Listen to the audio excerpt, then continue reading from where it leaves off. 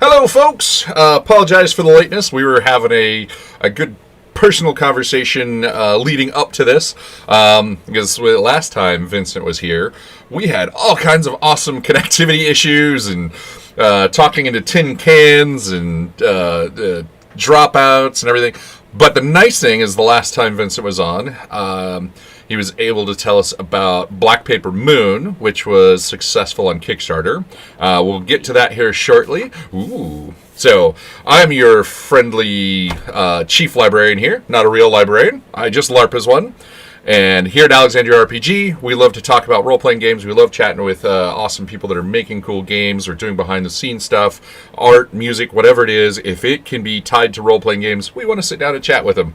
We want them to come out and share their passion in role-playing games with everyone. And it's so funny because I'm talking, I see the screen where I can see him, and then just over here is his thing's in delay. So I just saw him like put the box up to the screen because it's like a 7-second delay.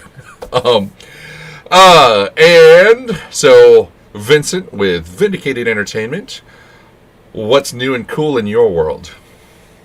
All right, so what's new and cool is my wife decided that we should start putting out our Christmas decorations. So that's what I've been doing all day today before this interview. So it's like, okay, let me get the Christmas music out of my head. Let me get the Christmas stuff out of my head. And let me try to think back, zone into the tabletop RPG stuff and the other fun stuff that we're working on. But first of all, thank you for having me back. I appreciate it. As he mentioned, we were both somewhere else when we did the interview. And we were both in locations that we are normally not located at, and things were not working out well in terms of that. But I'm happy to be back. I'm happy to actually have good connection this time. Hopefully, fingers crossed. And then being able to dive into this interview in a proper manner. But essentially, in the gaming space, we finished our Black Paper Moon Kickstarter. It was successful. This is the prototype version of it. It's styled like a manga. Which, like I said, it's not the final design, but you could expect something like this for the final physical product. It works as like a storage box that carries dice in it, the rule book, and some extra card assets that you can use throughout the game. In Black Paper Moon, the central mechanic that seems to pique most people's interest is the die tower mechanic. For those grammatically correct, they will say it should be called a dice tower because it's multiple dice. But the reason why it's called the die tower is that as you're stacking up the tower, it's one tower, and as you're stacking it up with multiple dice, if it falls over, your character could die or something bad happens. So it's like a unique mechanic that adds tension right out the gate. But actually, for a lot of people, they don't feel the tension necessarily at first. Until they start playing it and they're like, wait a second, this is getting really, really bad, really, really fast. But there is a new rule that we added to it where if you can get 13 dice stacked upon each other without them falling over, a miracle happens. And the miracle can take shape in many forms, such as reviving someone that you thought had died. They come back to life so they can stay in the fight, or you can get super amped up and get a awesome morale boost that helps you overcome challenges that you're facing within the encounter. So 13 is the highest I've ever been able to get. I've tested this multiple times myself. I've had multiple friends test it. I'm sure there's someone out there that can do higher than 13. I've tried with different dice. But 13 is the highest it can go. I didn't choose that number just because it was a cool number for the game itself. It just happened to work out and fall into place. So, well, hey, I love it when coincidence like works with like the theme. So I'm like, hey, let's like put it together and we'll have it going. It's a simple D6 system. It's very easy for anyone to pick up and play. It's very good for sort of like choosing your own powers in a narrative way. So if your character, say, for example, can control fire and use pyrokinesis, it's not as strict as saying like, hey, here's your fireball spell, this is how you cast it, here's the duration, here's the radius, etc. It's more like, okay, well, you can already assume that you can do a fireball, and then there's some basic mechanics that can go into that. But if you don't need like separate spells for saying like, hey, you want to light this on fire, or you want to flash like fire in someone's eyes to blind them temporarily, stuff like that. So it's a rules light game. It definitely plays into the whimsical and spooky, which is something that my wife and I both like, and we were the two that sort of mainly put this together as a couple. So that's Black Paper Moon, and we have some other projects on the horizon for next year that I'm sure we'll get into as well. Yeah, so you guys were just shy of $4,000 on your Kickstarter. So as a small little indie group, that's not bad. I know people are like, oh man, I wanted so much more, and it's like you gotta make sure your goals are prioritized properly. I love seeing the people like, oh, we need like $15,000, and it's like, yeah, nobody knows you. Nobody's gonna do that. No, without getting I think ridiculously lucky. Yeah, no. I've done several Kickstarters at this point. I've had several make it to around 5K, which was mostly my card games. And then the Otherworlds RPG I put together made like 7,500, somewhere around there. But this one, Black Paper Moon, I mean, as far as the Kickstarter and kind of throwing together, like designing the rule book and putting all that stuff together, I did within a couple of months. So to be able to put something like that together in a couple of months. Now, granted, the game system, the core of it, I had made years ago for a Halloween party. And Yeah. so we had sporadically played that over the years. So it had already been tested, a decent bit. And so it wasn't like I just came up with that, never tested it, and just threw it out on the Kickstarter.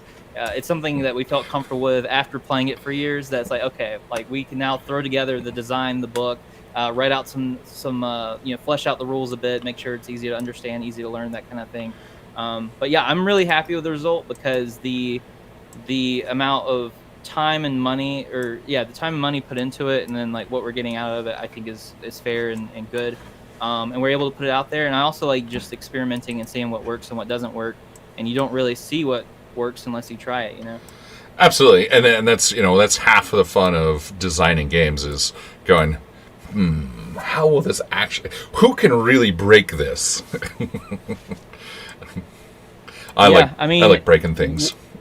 And one thing, I mean, there's a few things that we're doing that's a bit different with it. Going for the anime art style is a bit of a choice. There's people that will not like that at all, or just turn it away simply because of that.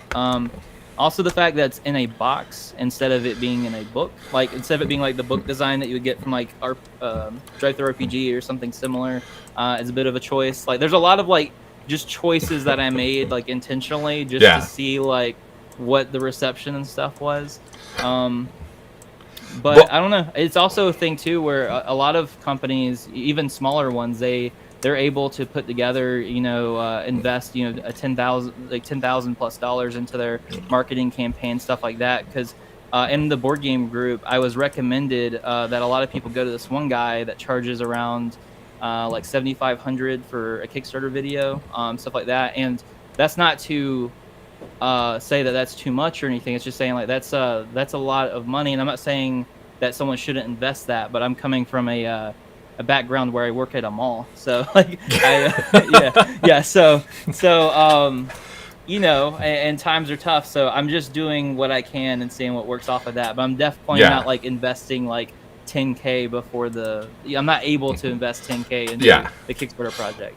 I know people that have taken out like sizable personal loans to try to do something up front, or on the back end they're like, oh man, hey, we just got a quote, like if we do the 500 that we need, that'll be awesome, but we get a discount of $4 a book if we go to 1,500, and then they order the 1,500, and then they realize, oh my god, I have 1,000 books that I have to now try to sell. And see, with Black Paper Moon, it was built into the Kickstarter to have it be a much more limited run. Where we could do a smaller run of it and it be sufficient. But had the Kickstarter campaign took off and made enough money, we could have ordered 1,000, and then that would be fine because it shows that like, okay, that's how much people want it. We have 1,000, we can start moving these products, and we could scale that up based on what it is. But we didn't go into it saying like, hey, it has to be at this scale, or hey, we ordered all of these products and we can't do anything with them. There are when you're doing these Kickstarters, so it's realizing, you don't have, and a lot of people don't have that money, and sometimes you can't take that. You got to be careful. Some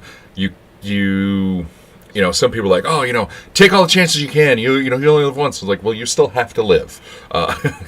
You still need a roof over your head. If you got a successful Kickstarter, and then you're spending all the Kickstarter money to get back into your house, it's not good.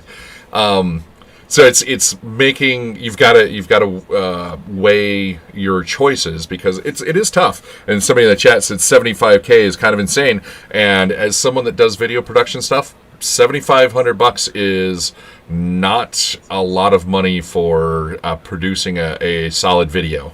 And and that's not including if you hire the graphic designer to lay out your page professionally. You're like, a lot of the Kickstarters that you see are doing well, I'd assume basically all of them probably invested at least 10K into that project before putting it on Kickstarter. There is a good chance that some of them have. Because there's your graphic designer is going to cost you a bunch. Your video production is going to cost you a bunch. I do photography and video work on the side, and I refuse to do weddings because I love all the people like, oh, why does it cost so much for a photographer for a wedding? I was like, well, you don't understand what you're paying for then. And they're like, I had one person, they scoffed at how much I told them. They're like, I could just buy a camera for my nephew for that much. I was like, okay.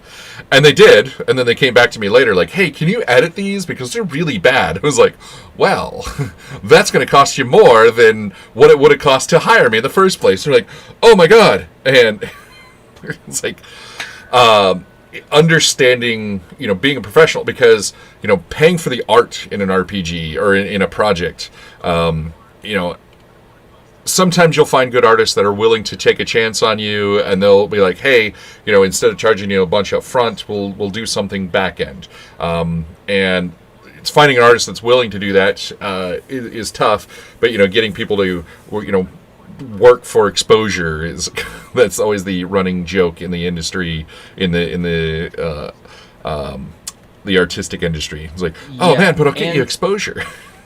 Yeah, and that's been shared so much at this point that there's basically no artist at this point that will do that. I mean, there's always exceptions. So when I make like a grand claim, like, oh, there's no artist that would do that. Yeah. I know there's exceptions. I know that there is an artist out there that will do it. But just in general, like, I've talked to over 100 artists, and I didn't pitch that to all of them, but like just in talking to them, that did not seem like a thing that they would be like, oh yeah, sign me up for it.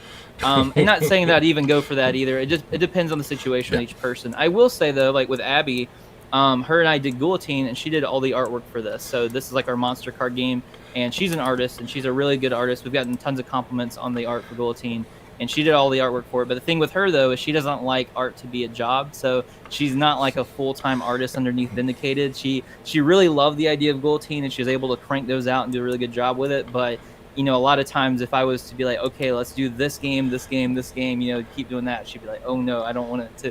She's very much an artist and free spirit with like when it comes to like not wanting to be like under the pressure of it, with the deadlines and the business aspect.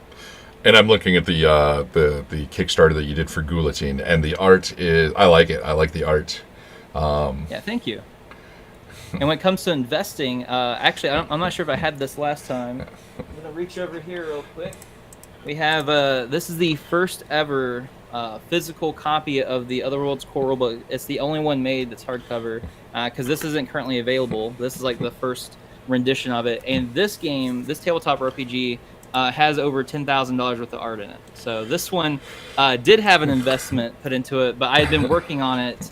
Like Otherworlds has been a project of mine for 12 plus years at this point. Nice. So it's been a very like over the course of time. Like honestly, a lot of like Spellslingers, my first card game, like a lot of that money that went into buying 1,000 copies of that and selling it at cons and stuff, that got pushed into Otherworlds, like for the leftover money sort of thing. Nice. Hey, when you do actual run of the hardcover, let me know. We definitely want to find a way to get a copy of that into the library. Yeah, I'd love to share it. And I have a soft spot for physical RPGs just because it's the best way to consume books, and then I have a bigger soft spot for hardcovers. I just like the way they feel. There's just something magical about sitting down with a hardcover. I like the soft covers because they're more like friendly to travel, but a hardcover is just way cooler to pull off the shelf and share.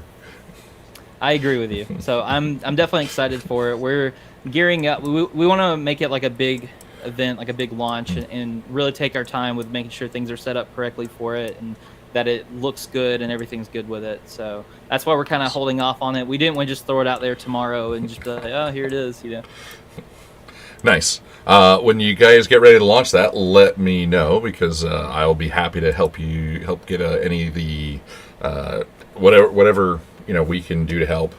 Okay, awesome. I appreciate that. Also, just real quick, going back to you saying that you don't want to do wedding filming and stuff. I have a friend who's the same way. He does filming on the side, and he's like, no weddings.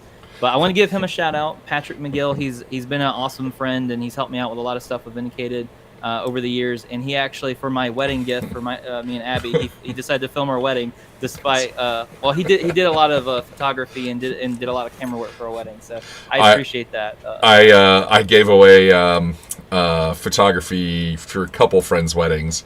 It is I do have to kind of giggle because I had one friend. He asked me about how much. He was like, "How much would it cost for you to do my wedding?" And I gave him a quote. He was like, "Oh my god!" Like he goes, "That's crazy." I was like, "You realize that's a discount?" He goes, "Oh my god, photography is insane." I was like, "Yeah," and it's just with all arts, whether it's a musician, a graphic artist, somebody editing videos, photographer, game designer. You're not paying for that product. You're paying for all the experience that leads up to it. People like. I love to break down like photography stuff. Like, hey, here's how much my camera costs. Here's how much my lenses cost. Here's how much my computer costs. Here's how much the software costs. Oh, and none of that really matters because here's what 20 plus years of my life getting to the point where I can take these cool shots, set up some really nice, and make sure that I get the moment that you want to save and remember. And they're like, oh, yeah, okay. it's things that you can't buy, and it's like one thing I love here. I've been hearing this a lot recently, where they're like, Vincent, I had to make a board game, or I tried to make my own board game or card game, and I had no idea how hard it was, and so now I respect what you do so much more. And I'm like, okay, well, I appreciate that. Like some people were high school students and they had to make a board game for a high school project.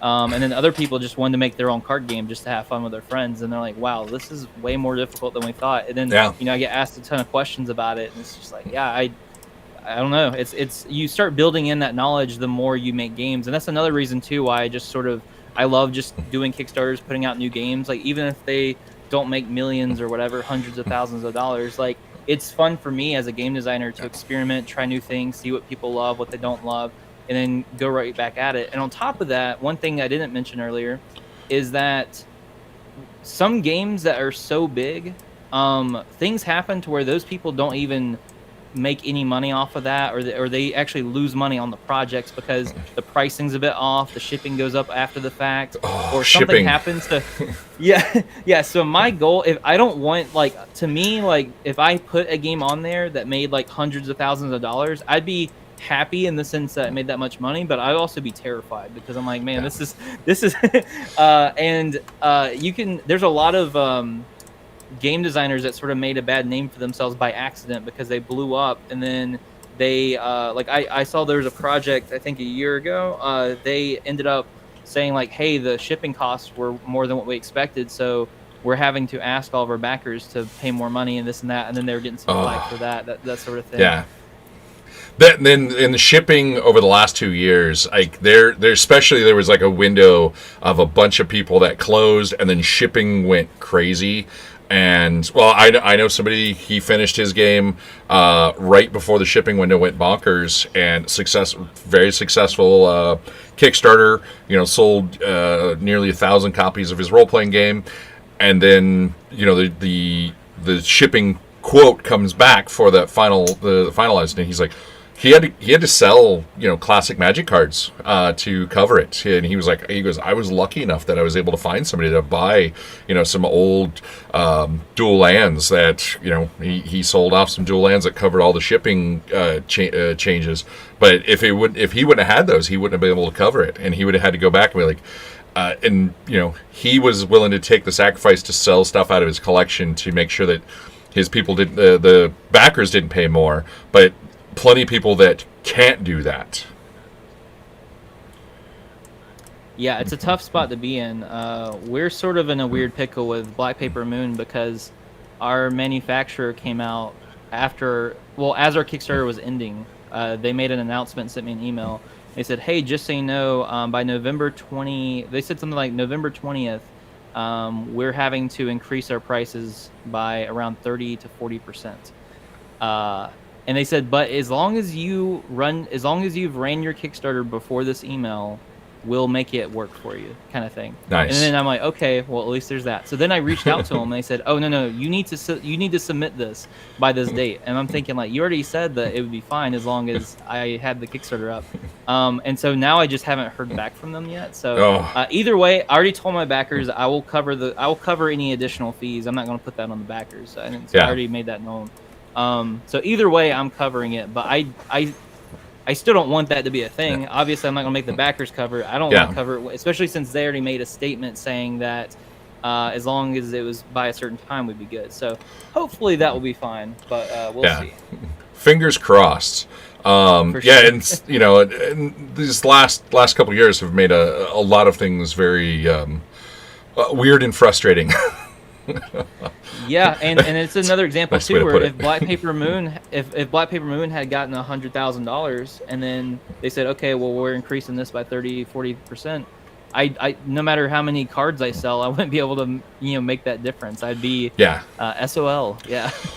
Well, and so I had a friend finished a game, Yukon Salon, and game was a blast. I got to play it before he put it out. Another friend did all the art on it, and it's an awesome, fun little game. You run a salon, a hair salon in the Yukon, and you style hairdos for the bears or beards for the lumberjacks. And it's fun. It's super fun, super quick to learn, and his Kickstarter got away from him, and he got to the point where he was now at a point where he couldn't figure out how to make it work because he literally ended up underselling the game because it was so popular.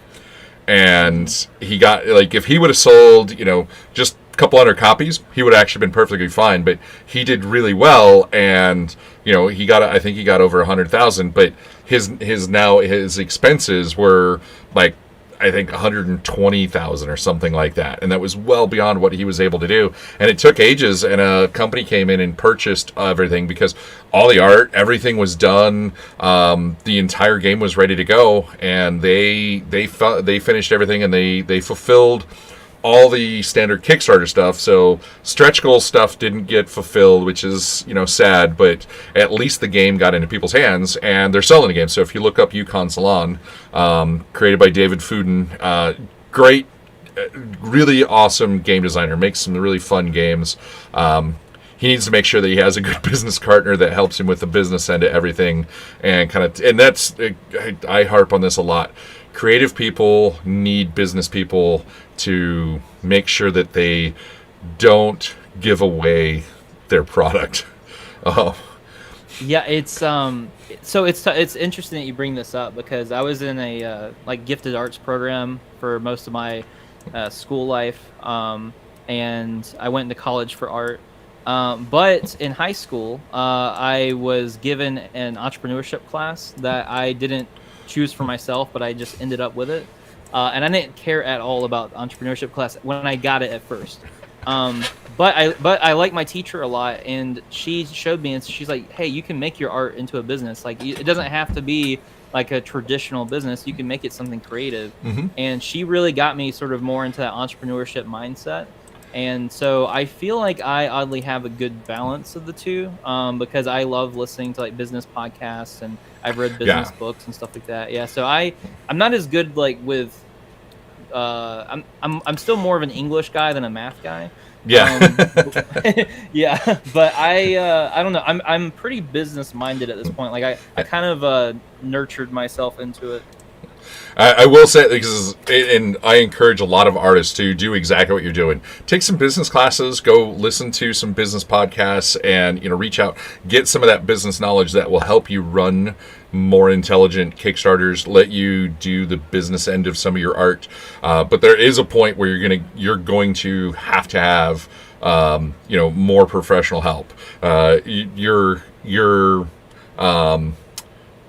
pedestrian knowledge, for lack of a better term, can definitely get you much further than someone that's never experienced any of that. But there's a point where they're gonna be like, oh, well, you can do this, and you can make investments in this if you do this, and they're like, oh, I can reach out to this company, and I know, and you're like, how do you know all this? And you're like, well, when you were working on art, I was learning more about numbers. Like, Roger. Yeah, I definitely know enough to know there's a lot more to learn. That makes And sense. that is, Yeah. oh man, that is probably the best thing I've heard on here in ages, business wise. And what was it, uh, early 2000s? Donald Rumsfeld's like, we have the known unknowns and the unknown unknowns, and people are like, I don't get that. I was like, you know what you don't know, and that's a good thing, because you're like, okay, I have a little bit of knowledge, I kind of know, and I know where my limit is, and I know what I don't know. But the thing that gets us all in trouble is the things that we don't know that we don't know. And then we wander into this minefield of, oh God, what is shipping? I don't know anything about this. And then Yeah, yeah, and don't get me wrong. Even though I said that I feel like I have a pretty good balance of the two, I I- anyone can use extra help. Oh, yes, yeah. And bouncing ideas back and forth with other people is still extremely Yeah. helpful. Abby's been very interesting for me. She's my wife, and she's our main editor. She does some of the illustrations, and she also takes care now of a lot of the sort of like logistical back end stuff. Okay. We also were having issues with the Otherworld's core rulebook, for example, with some of the art not being fitted correctly and stuff. So she went through each and every page and like refit everything. So she's good at like handling a lot of that sort of uh like like small details that add up to being very big that you need to have fixed. Yeah. Where they're sort of like repetitious, and that does not bother her near as much as it bothers me. So having that extra help I appreciate so much. And of course, I'm always looking for extra help. Like I've been doing a lot of the graphic design myself. Like I'm the one that will choose how the pages are laid out and like where the art is, and like I do the banners for the Kickstarter pages and stuff. But I'm currently toying around with the idea of trying to find someone else to do that, because Yeah. a lot of that stuff I don't enjoy doing. Like when it comes to laying out the graphics for a Kickstarter page, I don't enjoy doing it, and I think that's communicated in my graphics, because I feel like they're not as good as they could be. And it's not entirely because of my lack of talent; it's also because of my lack of passion for it. Like where I just Yes. sort of like half do it because it's like, oh, I hate doing this so much. Yeah. I used to be a much better writer, but as soon as I got into doing broadcast writing's a very thing of its own. So, like, when I sit down and try to write something for the web, or try to write, some statement or something, you can tell that there's no passion in it, because I don't enjoy writing that stuff anymore. And it is very clear when you're like, man, I have to do this versus I want to do this. And being you're a one man band, well, you're a 2-person band.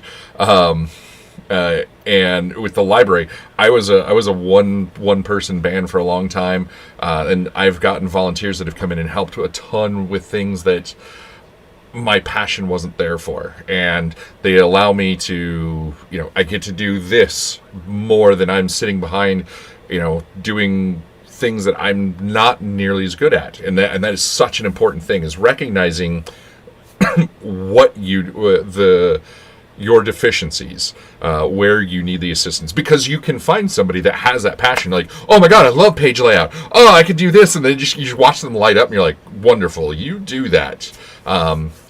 Exactly. Yeah. I used to do some of the art for Vindicated, and I believe I have some of it in the Otherworld's core rulebook, but it just takes a lot of time, and as an artist, if you're not constantly on it, you just can tell that you're not as sharp as you should be.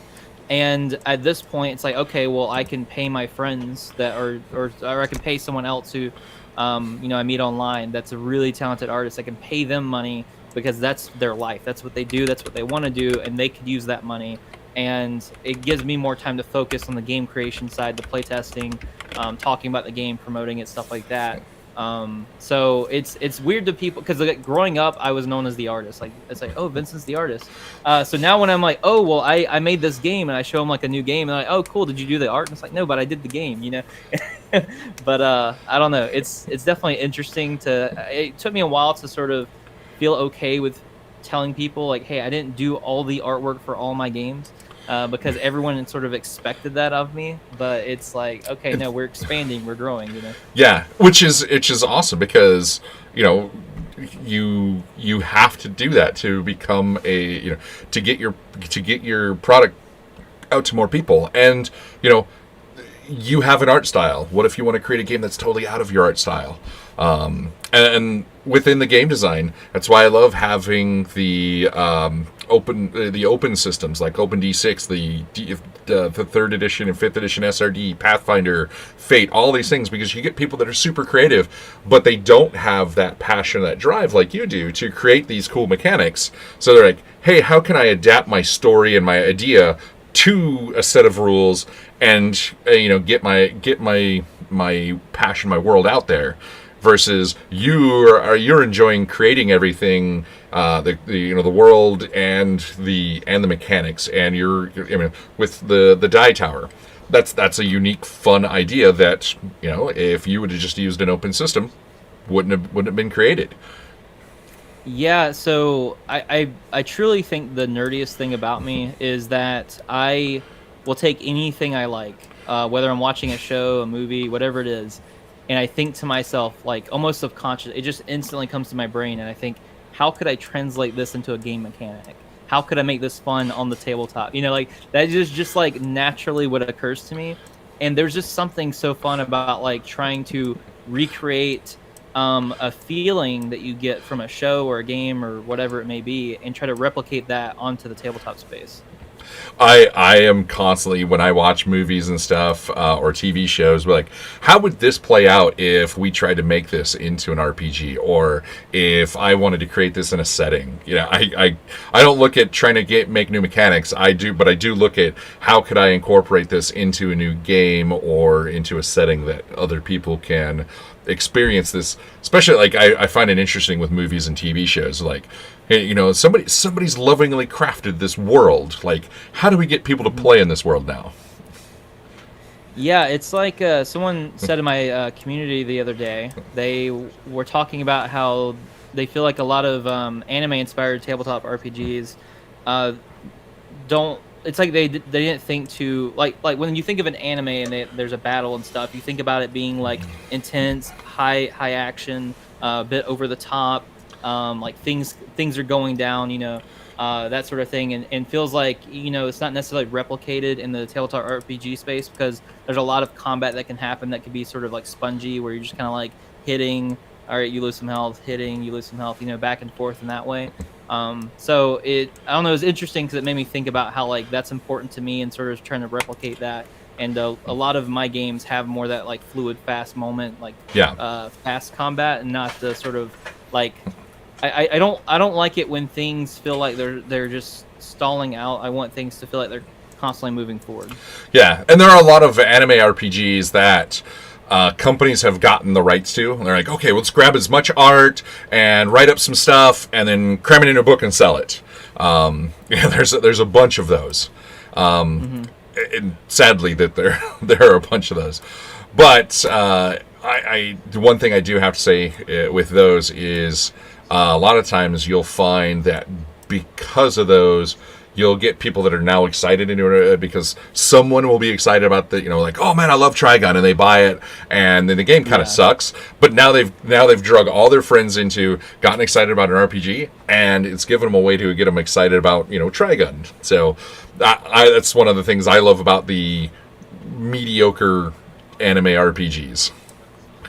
Yeah, no, I think that's a huge upside. I mean, being able to get people into the hobby is definitely a plus side overall, no matter if it was through a game that was bad, or maybe it's not bad at all. But either way, it's like it gets them into the hobby, which is nice. There's a ton of, what was it? Somebody said, I called them aggressively mediocre. Which, that's a good term. Yeah, and it's always made me giggle just because there's a ton of, especially anime, where some company in the U.S. got the rights to make them, and I love picking them up just because, especially one of the shows we go to every year, that we being invited to every year now, is a giant anime convention here in Washington State, in Seattle. It has. I think the biggest has been 75,000 people, which is ginormous for an anime convention. And So if I can grab as many of these anime role-playing games as possible, and they go, "Oh, well, I've played D&D," and they go, "Well, here's Trigun, here's there's some crazy ones that popped out over the years," and get them to sit down and go, "Oh my God, this is a thing. There's more than D&D," and then go, "Oh, hey, here's all this other stuff. Hey, have you checked this out? Have you checked this out?" And then we get a copy of Black Paper Moon, and like, "Hey, here's an anime-inspired RPG. Check this out," and then just get people super stoked about playing role-playing games, and get them to think that, hey, there is amazing worlds out there, there's more opportunities to play and do cool things. For sure. I mean, there's so many different types of games too. Like, it's at the point where you can be like, oh, I'm into tabletop RPGs, or I'm into tabletop games, and then you have a discussion, and then people are like, "Oh, you're into those tabletop games." Like I've had people have that response to me. Like I have heard similar things a couple times. And it was funny because I told a bunch of people, I'm in the National Guard, and I said something about having an RPG library, and I got a bunch of people like, "Oh, sweet! Like I love playing role playing games." And somebody's like, "You have a bunch of rocket propelled grenades at your house?" I guess I was like, no, yeah. Different RPG. And he was just like, "Oh man," he goes, "I was super worried all of a sudden." I have dealt with oddities of the other end of RPGs, but it is awesome because and it's funny because the guy that was like asking me if I had rocket propelled grenades, and he was like, "I've always wanted to play D&D," and I actually found him a group and hooked him up, and he plays now. He's 40 years old, never played D&D or any RPG in his life, and because I mentioned it, and he was like, "Oh, I could check that out," and then now enjoys them playing with other people, which I love watching people get excited. And you were saying, there's so many RPGs out there, journaling RPGs. I love that there's a bit of a boon of 2-player RPGs, GM-less one, diceless, card-based, only 6-sided dice, no dice.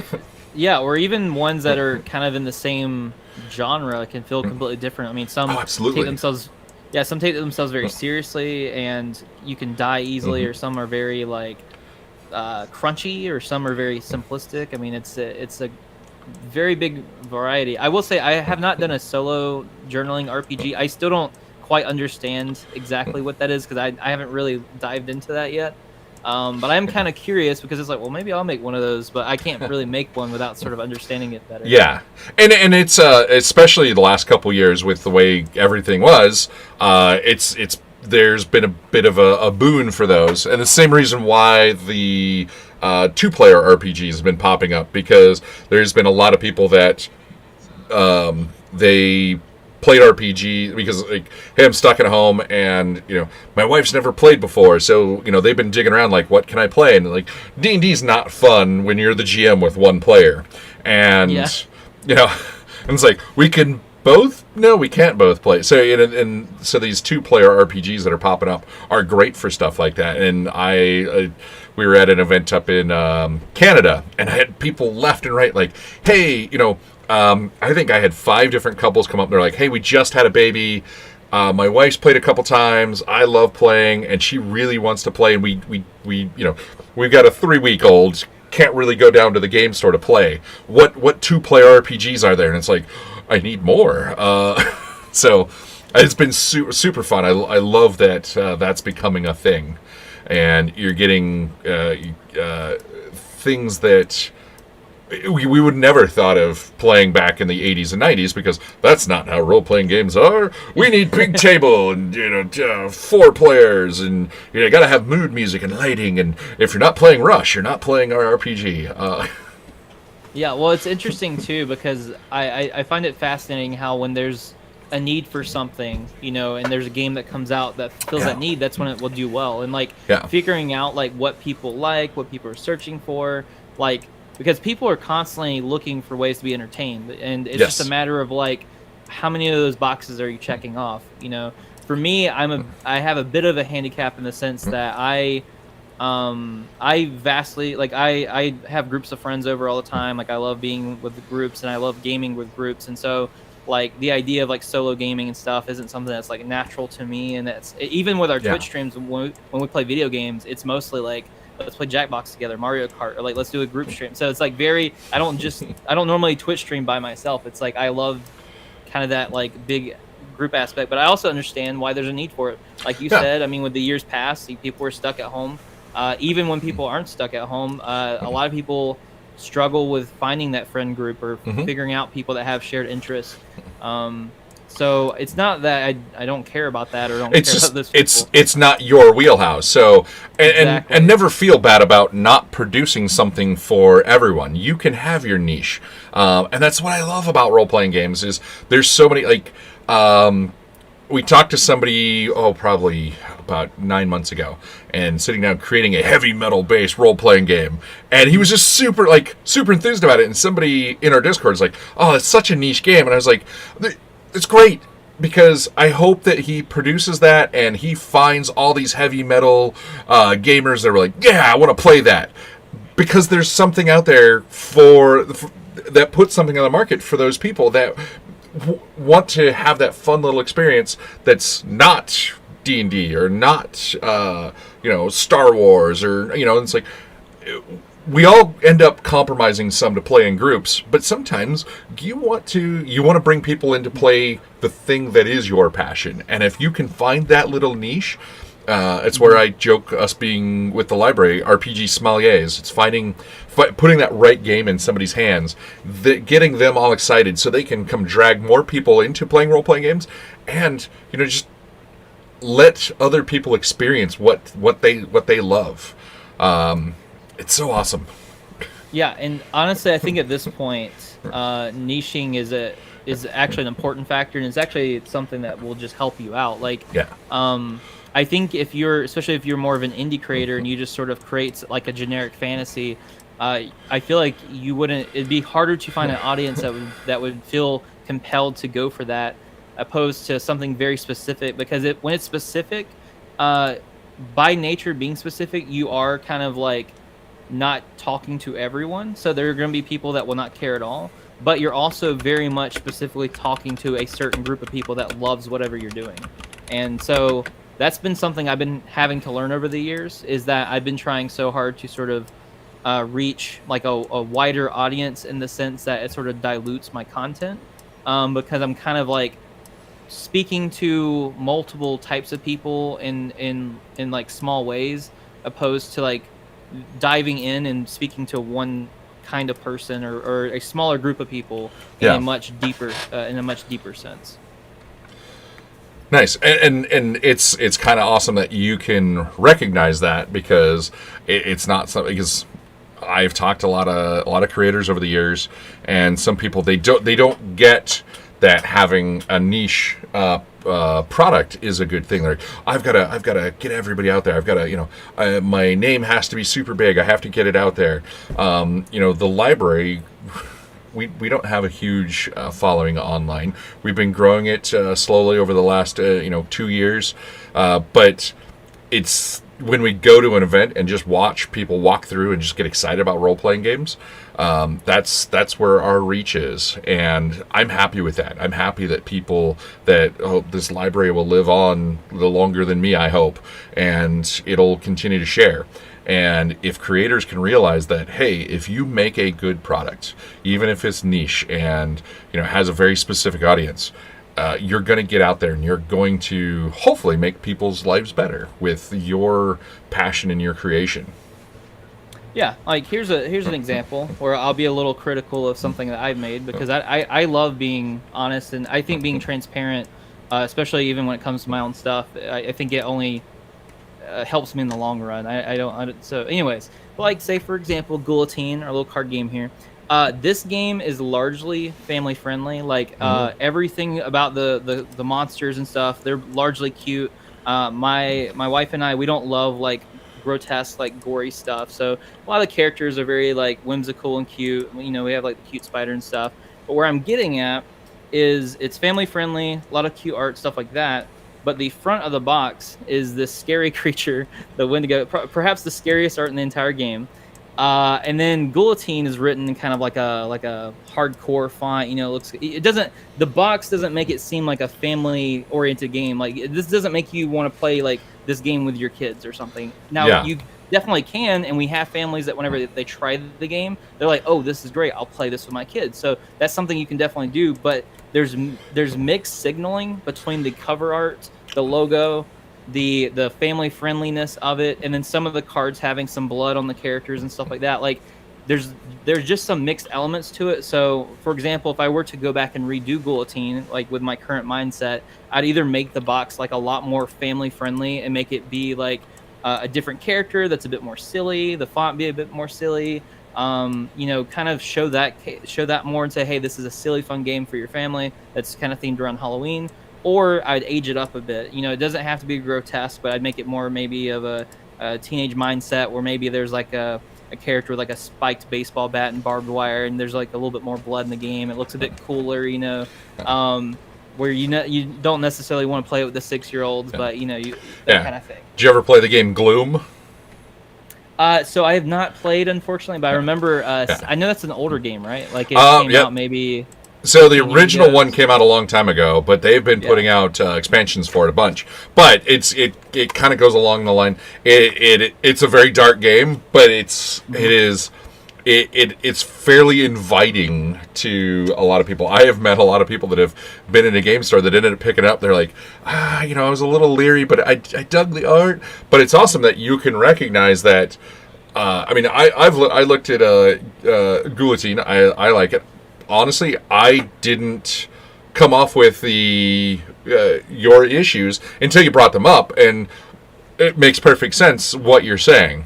And it's and that's hard for designers to learn, because you have to be able to critically, you know, look at your own stuff and go, hey, what could I do better if I release this product now with, you know, 5 more years experience or whatever. Because if you're not continuing to improve what you do, you're just doomed to continue putting out the same product. Yeah, exactly. So I don't know. It's just a very interesting process, and the one unfortunate thing is once you learn that, like I have that takeaway, and it's like, well, the next game's going to be different, so it might not necessarily apply to the next project. But I still think, still taking notes on that, it can still apply in the future, so it's still a good thing to do. Yes, because taking that information in, even though your next project is entirely different, you will sit down and go, okay, does this box art or does this cover art convey the message that I want? Is this a family-friendly game? Does the cover art convey that this is a family-friendly game? I tell that to people a lot of times. Just we all say, don't judge a book by its cover. We do it all the time.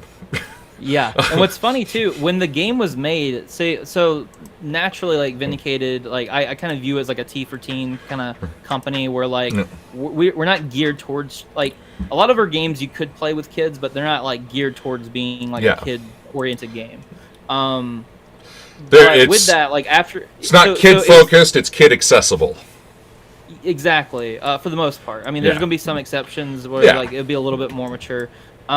So the family friendly aspect kind of came in hindsight for Guillotine. It was never meant to be like a family oriented game, but just when you look at it, it's just so cute and whimsical, and like just like it's not really geared towards like, oh, this is cool, or like something kind of more that aspect, or like this is like for teenagers or for like young adults. It's like, no, this largely comes across like it could be for kids, but not entirely. So that's I don't know, it's just interesting to look at retrospectively. Yeah, it's one of those things that you're. My favorite was the movie Half Baked. Dave Chappelle said years later, he goes, I went back and looked at that movie after it was done. And he goes, I made a weed movie for kids. And that comment made me laugh so much, because I remember growing up watching the Cheech and Chong movies and stuff, and I was like, oh, those totally were not for kids. But then I look at Half Baked, and you know, a 12-year-old kid can look at that and laugh at a ton of the humor in it without laughing at the pot humor in it. And Yeah. it's one of those, sometimes you've created a game for an audience you didn't think you made for, and it could just be because of the mechanics, or you were like, oh, I love this art, and then you throw it out, you put it out, and you're like, oh, that art really conveys a more kid friendly, or oh, hey, this art was really cool. It's definitely not kid friendly, but my rules and everything are like. It's as long as you're not too far you don't want to be too far mismatched. You can be a little off and still be good, but being too far off, you're like, oh, next. Yeah. So the other trick I'm doing too is the idea of like, when someone enjoys one of my games, I want them to more easily be able to pick up other games that Vindicated's made, and like that would also probably appeal to them, even though the game mechanics are probably entirely different. So it's like a unique challenge because I want to continuously make new exciting games with like different mechanics, and play differently, but I also need them to appeal largely to the same type of people, because if I have fans, I don't want to try to constantly make games that appeal to different types of fans, so that the current fans I have feel like they're not being listened to, or like I'm not making anything for them anymore. Yeah, and these are all things that a lot of game designers probably don't think of, but probably should be thinking of very often, because it is there's so many pitfalls that you can run into when you're creating products, that it goes back to getting business people involved in the creative process, because you can get somebody sit down and go, hey, who's this game for? Or what's your target audience? What is your goal? Do you want repeat customers? Because naturally, it doesn't feel good to talk to someone and then them say like, oh, well, I'm not interested. Or like I have a newsletter, and if someone unsubscribes, it used to hurt my feelings, because it's like, oh no, like I lost them. But now my mindset when someone unsubscribes is, I'm like, that's awesome, because this isn't made for them, obviously, or else they wouldn't have unsubscribed. And I'm helping find, like, the newsletter's still growing over time, even if we lose people here and there. It's getting down to the core of like the people that actually really love Vindicated, and if it's just those people, then I'm happy, because I don't need people to be a part of it that doesn't like it. Yeah, and that's a positive, because oh god, that's so hard. It's like social media. People like, oh my god, how many likes did this get? And like, I stopped looking at likes and stuff overall. Like, I'll get excited when something does better than normal, but I don't look at the day-to-day likes and dislikes. And I keep a vague track of our growth in social media, but I don't want to live and die on those numbers, because if you're like, oh my god, I lost somebody on the newsletter, like what did I do wrong? Now you're focusing on one person that just wasn't your customer, instead of trying to find more. Exactly. It's like Kitchen Nightmares. I have a huge man crush on Gordon Ramsay, but I love when he goes into a restaurant and they're like, look at all these comment cards. We have customers love what we do. He's like, well, you have no one sitting in the restaurant, so you're focusing on a small group of people that may like what you're doing, but you're not looking at all the business you're missing.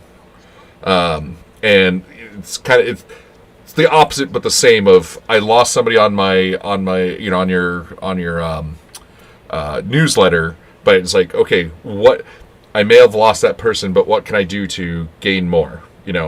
For every one I lose, I want to gain five. Or the people that are here, how can I be sure that I'm still speaking to them to where they love what I'm doing that much more? So for example, I've been posting, I've been kind of changing my perspective on how to even post a lot to social media, and luckily I haven't heard any criticism. I haven't noticed anyone like unfollow me after it or anything, but I've been kind of stating more opinionated stuff. I've been a lot less afraid to sort of kind of take a stance, I guess you can say, about certain things, and it's actually just increased our engagement. It's increased people's support. It's actually kind of like elevated our, like, even for like our Discord community. I was getting worried because we're having it for a little while. Things were just dying down slowly, and it just felt like things were just dying. And then I was trying this new approach, and then after I tried this new approach, it's now the most active it's ever been. And I just see that growing, because it's like I'm speaking to people, because I'm actually making my point heard, and then people might disagree with me, but they can also like respect me for the other points I have, or just the fact that I'm talking about it. Yeah, and doing that can be awesome. It's also can be a bit of a double-edged sword, because there's people that have taken that approach way too far. And let me interject real quick. Yeah. Let me interject real quick. I will say, because if anyone's listening, I don't want someone to misinterpret this and then do this wrongly. I'm very specifically when I'm saying I'm making my opinion known. It's in regards to things happening for tabletop games, the tabletop gaming industry, nerd culture, maybe a little bit of that. It is not politics. It is not religion. Those things are still. And we talked a bit about this before the last interview. Or maybe even during the interview, but I made it very clear, like, okay, this is what I'm okay with talking about as a company and representing the company. This is what I'm not okay talking about.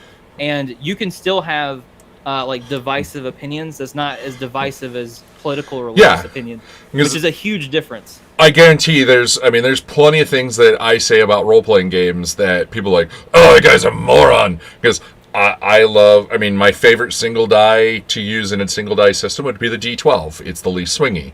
I like D6 die pool systems as long as you don't get like massive dice pools, like small to medium dice pool D6, because I find them super easy to teach people. I love, there's things I love, like introducing playing cards into RPGs. I think these are great things. And I've run into people like, oh, God, I hate that. I run into people all the time. Palladium's such a dumb company. And they're like, why do you stick up for them? I was like, I happen to like what they do, and I'll be honest, I really love some of the mindset of the creator of the founder of Palladium. He wants to make sure that he can produce as cost-effective books as possible, because he hates the idea of you having to save up, for 3 months to buy a core rulebook. He goes, if I can sell you a book for considerably less today, and you start playing, he goes, it's better all around. And I love stuff like that. He's out to get, he still wants to make money because he's got to pay rent and staff and everything, but there's plenty of hot takes that we can take on the industry and nerd culture. Exactly.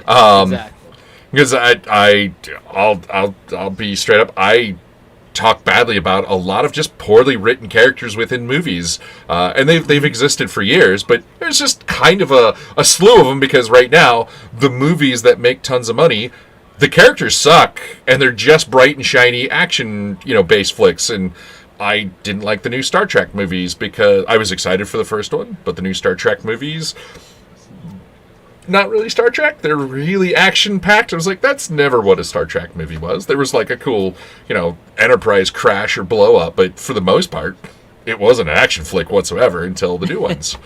Same with Star Wars. Most of the Star Wars movies are pretty slow until the new ones. And I was like, okay, if you do sideline, the Rogue One, I was like, cool. Set in the Star Wars universe, you can go actiony with that. But the core movies, they still need to be, that space opera. And I get people like, oh, well, you don't know what you're talking about. I was like, you know what? That's my hot take. That's my opinion. Yeah, no, I agree. And yeah, I don't know. I like, so if you say like, oh, D12 is my favorite because of X, Y, and Z, other people that feel similar to you, like that just makes them like you that much more. And if someone doesn't agree with you, they're probably not going to unfollow you and hate you for it. So, I really hope not. Yeah. So I found that it's much better to do that, because it's been tough for me, because naturally I hate creating friction with people, especially unnecessarily. I'm very like anti-conflict oriented. I don't like to have arguments with people. But I also love having discussions, and I love like discussing why I feel a certain way, or whatever it may be. And so like for example, all of my RPGs have currently exclusively used 6-sided dice. So that's like my personal favorite for multiple reasons. One is, as a kid, that's the only type of dice I had, and so it reminds me of that sort of that youthful charm of saying like. And I used to create like tabletop games as a kid. So when my sister and we played Super Mario Bros., it was the very old school classic one where you run side to side, and I was like, I want to be able to explore this world. So I made a whole board game. It was filled with places you can go. I role-played the characters. We had different items you could pick up and different things you could do, different quests you could go on. and we had six-sided dice, and so it just kind of reminds me of that. And like you said, it's easier to get into from a new player perspective.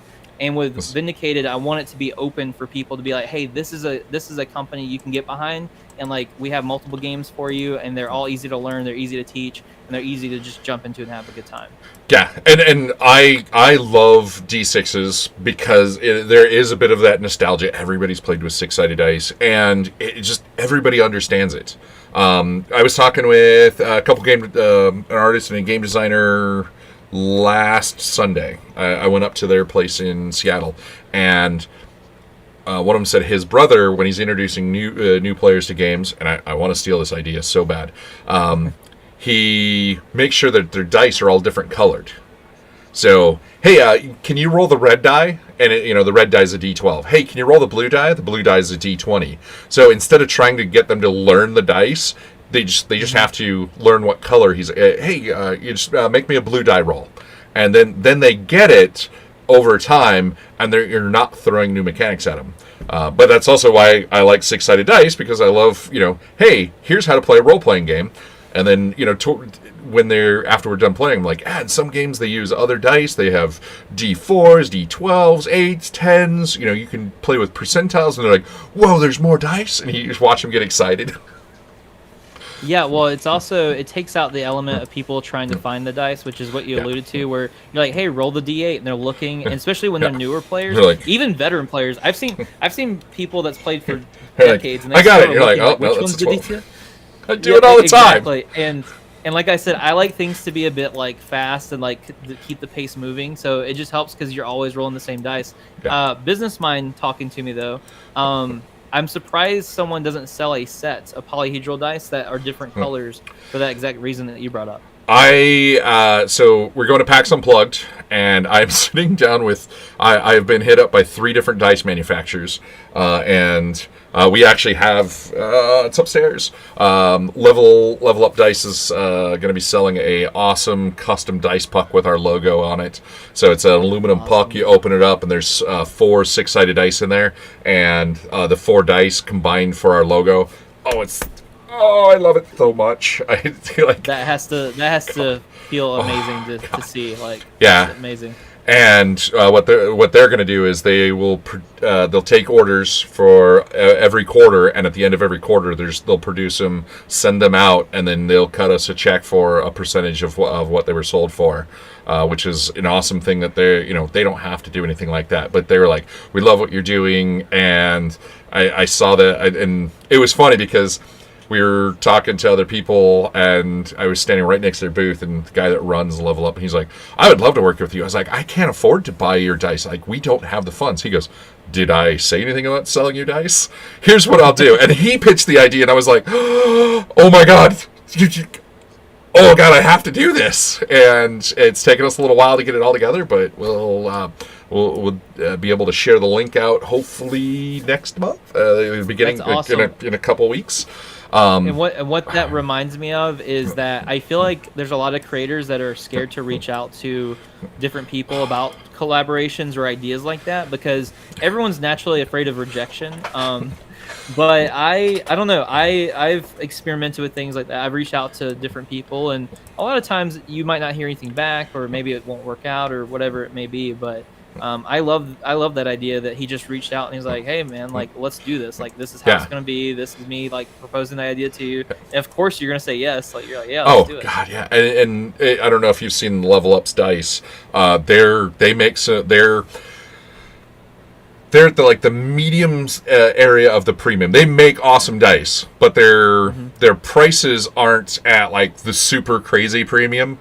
And honestly, I have to say most of their dice are on par with some of these people that are charging ridiculous prices for dice. And they make really awesome dice that people just want to have. You get dice collectors, and they're super cool. I love what they do. And then you've got the awesome like mid tier, and then I mean ChessX has done awesome. They've donated a bunch of dice over the years to us because we put dice out so that people can just go up and pick dice up, and we needed dice for Dungeon Crawl Classic, which uses a bunch of crazy dice, and they basically we were at an event. I ran up there and he goes, I gotta charge you something, so I'll just charge you cost. So just gave me all the odd, because it's the oddball dice that don't get sold as often. So when he gives us dice, it's like the miscasts and stuff like that. The stuff that probably might get sold for pennies on the dollar or thrown away or whatever. But when actual saleable product that he didn't bring much of to an event, he's like, I gotta get something for it, and I don't blame him. But hopefully we can work out something to do some cool like beginner sets where, hey, the D20 is white, the D8 is blue, the D10 non-percentile is red, yellow, all different colors, and that way we put those out of the table, figure out a way to make them cheap enough that we can give them to new players and they can learn, and their GMs can buy them as a starter kit for GMs, like 4 sets of dice, and like how to teach people RPGs. I like this idea. Yeah, you could even there might even be an extra element to even help slightly more with it, where if the colors gradually got darker the higher the dice went up, or if they got lighter, just as a weird thing where it's like, the red one's darker, so it goes up here, whatever. But either way, it's a good idea. Awesome. And I love having these conversations because I start thinking of more things. The good idea fairy comes out, and then more dumb things happen with the library. I love what we do, and I love always sitting down, getting to chat with awesome people. So, we talked about Black Paper Moon a little bit at the beginning, and awesome Kickstarter went well. You had alluded to you have some upcoming projects. You want to jump into some of those, because we've kind of touched around some of them, but I want to hear more about some cool stuff you have coming up. We have 4 that we feel pretty sure will happen next year, and there may be more, but these 4 are coming together pretty well. One I already mentioned was the physical Otherworlds core rule book. That will count as one of the 4. But as far as new stuff, we have a project called Death Send. So you could think like God Send, but Death Send. And it is inspired by Death Note. So the very popular anime Death Note. Now, what's unique about so the premise of Death Note, for those that don't know, is this book falls onto Earth. This student picks it up, and then he reads the rules, and it's like, hey, you can write someone's name in this book, and if you know their face, they're gonna die. And then there's more to it than that, but that's the general premise. Yeah. And so it becomes this cat and mouse investigation plot, and then this guy's killing all these different people, and it's very much like mystery, thriller, investigation, stuff like that. So those are core components to Death Send. And except this one has different lore, of course. It's all my own IP, where you have sort of the Baker Street Irregulars, which is Sherlock Holmes proteges, and the people the descendants throughout time. Yeah, it's so they're in England, and they're the team of investigators that's kind of trying to figure things out. There's sort of this monastery that's based off of Shiro Amakusa, who was a Catholic in Japan, a real life figure. So it's based off of him, and there's things going on with that. And then there's also the Yakuza that plays a role into it. So they all get intermingled into this whole situation, and you're trying to investigate the other teams, figure out what's going on. And the way that this all plays out is through texting on your phone. So it's kind of borrowing the Legendaria idea that I told you about in our last interview, which is a tabletop RPG I already had. But whereas Legendaria was meant to be epic clashes of warriors and sorcerers, and it's this epic fairy tale playing out before your eyes, this one is a lot more grounded, and a lot more about the investigation and mystery elements, and not about a giant explosion and giant battles that take place. So the entire feeling of the game is completely different, even though the core mechanic is based on the same gameplay. Okay. Yeah, so essentially everyone will be able to take their actions through their phones. So all your information's hidden because that's a central element to this is that you kind of could be having your own plots. There's a lot of things where you're not quite sure who's on which team. Like you kind of know that there are these different teams, but you're not sure if someone might betray you, that kind of thing. And what's great about it is you can actually play with people online or across the world. You can play on your own time. This is like a game that we can play where like I can go to work. Someone could be moving. Someone could be over in Texas. Someone could be over in Colorado, and we could all be playing this game together. So, and that's the way that we played before. This has been a game that's been play tested over the last few years. So it's been something that I feel pretty good about. We're finishing up the promo cover artwork for, which looks amazing. The logo I was wanting to try to show on air today, but it's not quite done. The guy, yeah, it's supposed to be done by midnight tonight. So I was like, it's probably gonna be done now. But it's I guess our artist is pushing to the last possible minute. But it's gonna have sort of. We'll forgive him this time. yeah, we'll forgive him this time. But I'm excited about it because it's a whole different type of game that I feel like people haven't really experienced or played, and to do something that's inspired by Death Note's tricky because it's not a game that you could easily substitute into something like D&D. Yeah. And it's also like the only anime over the last few years that they've moved into live action that I thought was worth a damn too. Most every anime that they try to push into live action, I'm just like, oh, please stop. Stop making cartoons into live action stuff. It doesn't tend to work. Well, it's because because it is more grounded. It's easier to translate something that's grounded than something that's super fantastical or Goku with going Super Saiyan or whatever. Oh, God. Oh, that Dragon Ball movie was so bad. Yeah. I know. That was the worst adaptation. Oh, there's a lot of bad ones. Yeah. And that's the thing is, even in the Cowboy Bebop, I love the cartoon, and one thing that I've loved about the cartoon was, if you know anything about martial arts, Spike actually does a lot of proper martial arts based on Jeet Kune Do, and like getting into that, and you're like, whoa, like they took a lot of time and effort to do that, and then a lot of that was lost in when they did the live action. They lost a lot of little things that made the world like way more entertaining, and I felt that there was a bunch of people that just never watched the cartoon and did the show, except for the guy that played Jet. I was a little leery of him at first, and I was like, okay, you look nothing like great. Jet, Yeah. but you nailed the character, so I'm on board with you now. And then everybody else was like, you didn't watch the show at all, did you? No, I watched the first episode of the Netflix version. I've of course seen the anime. When it comes to the Netflix show, I thought it was decent, but it wasn't good enough to where I didn't keep watching it, but I thought it was okay. Yeah, like they're it was like 60% there. Like they had a lot of the world looked cool, but a lot of the dialogue was a little off. Other than Jet, the characters, yeah. You were like, did you watch the show? Come on. Yeah, I feel like a lot of people treated the Netflix adaptation like it was like a 2 out of 10, when really I think it's 6 out of 10's maybe a bit more fair. Yeah. Now again, I only saw the first episodes. I don't know. I mean, I don't know. Not to get too carried away. Death's End. I'm excited for Death's End though. I do want to try to play test it a little bit more. But it's something that I'm very busy at the moment. We're hoping to have it ready for January. But I feel like January is a bit too ambitious because I want to be able to be sure that everything's set up well and that we get it out to people and people are aware that it's there and not just kind of surprise drop it on people. You act like you just finished a Kickstarter or something.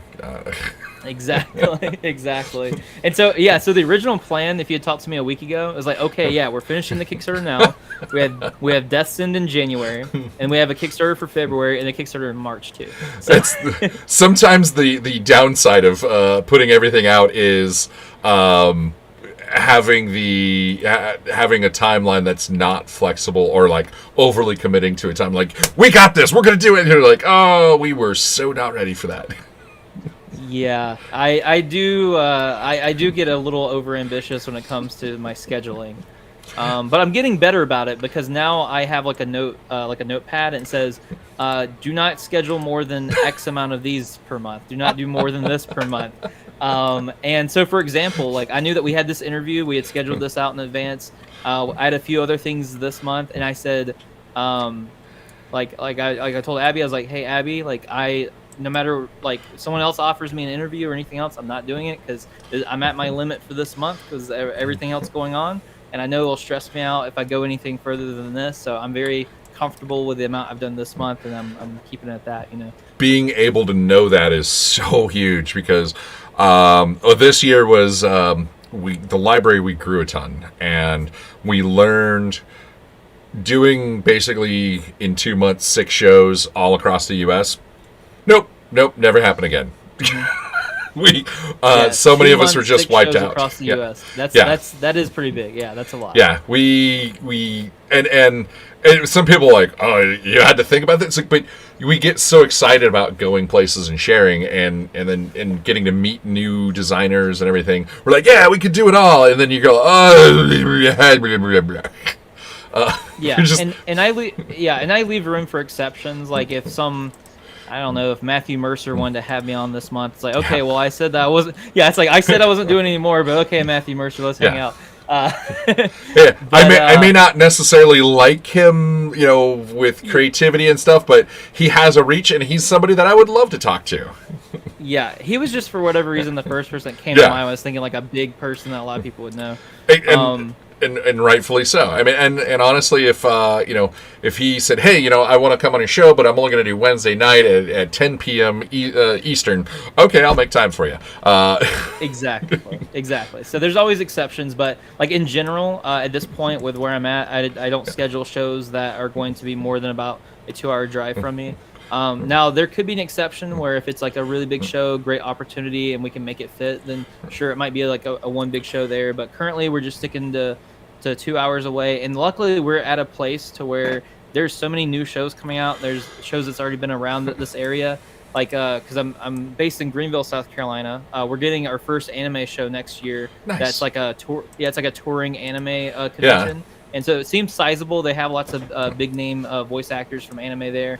And then we have SC Comic-Con, which is a big show. And then we're also within driving distance of Atlanta, Georgia. That has MomoCon, Dragon Con, a lot of other good conventions in that area. We've been invited Dragon Con a bunch.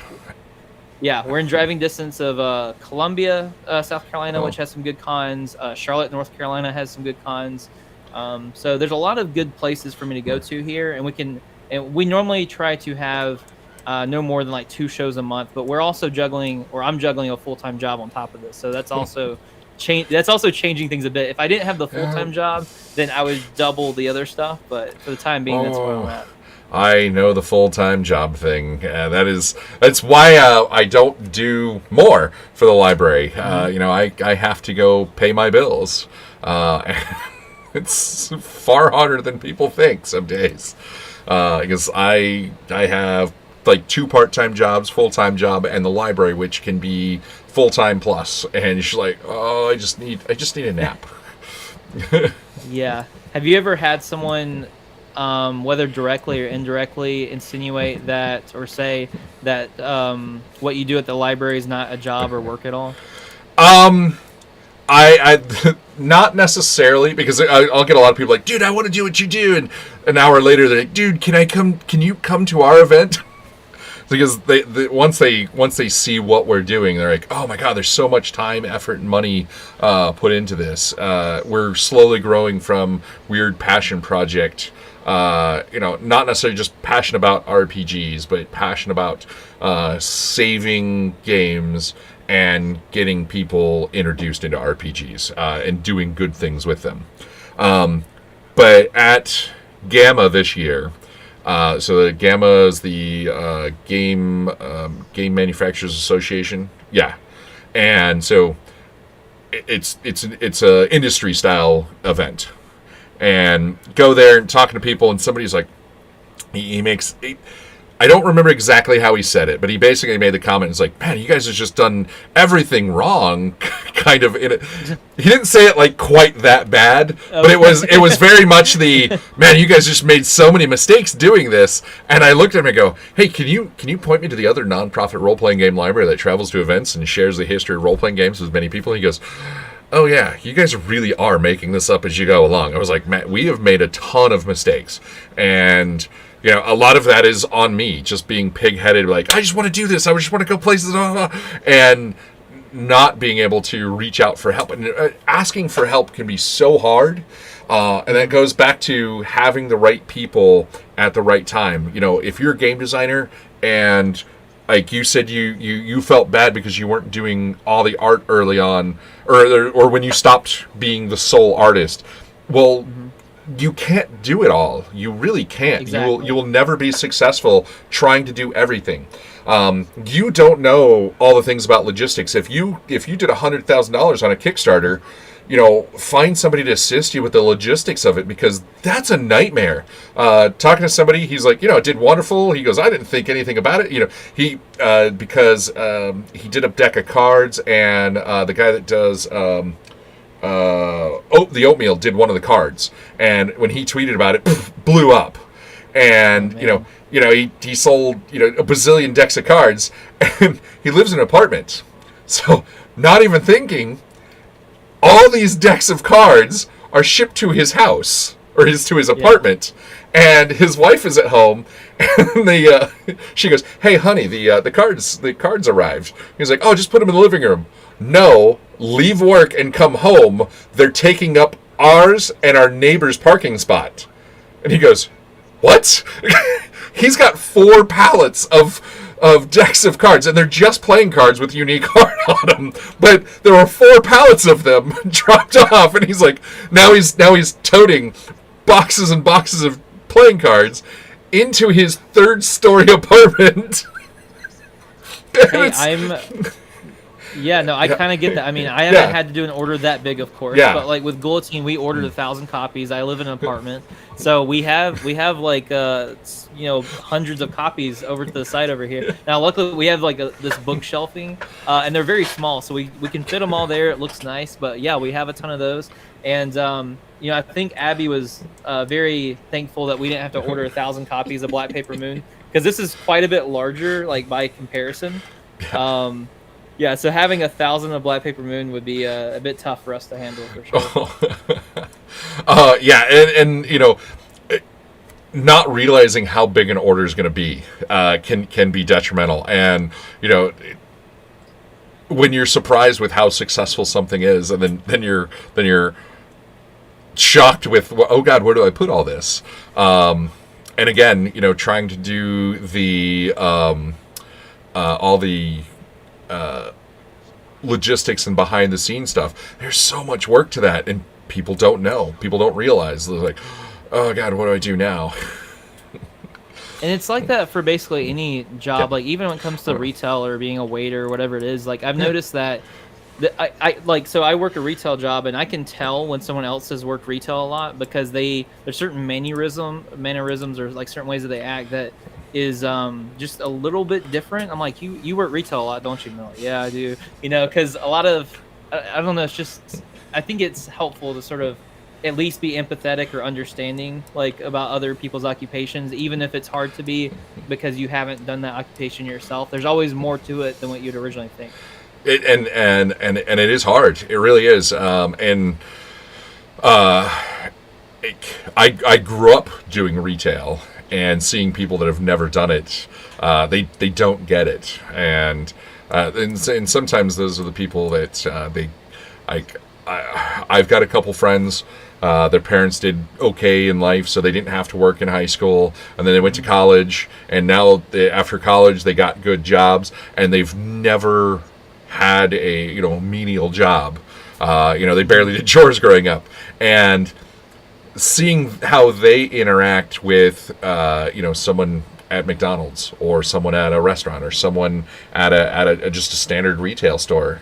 They're like, oh, hey, I need this. And then, no, I need it now. And you're like, hey, time out. Let the person go do their job. I was with a friend that in that situation, makes good money, and is like, hey, I'm looking for this in a size 12. Can you go get that?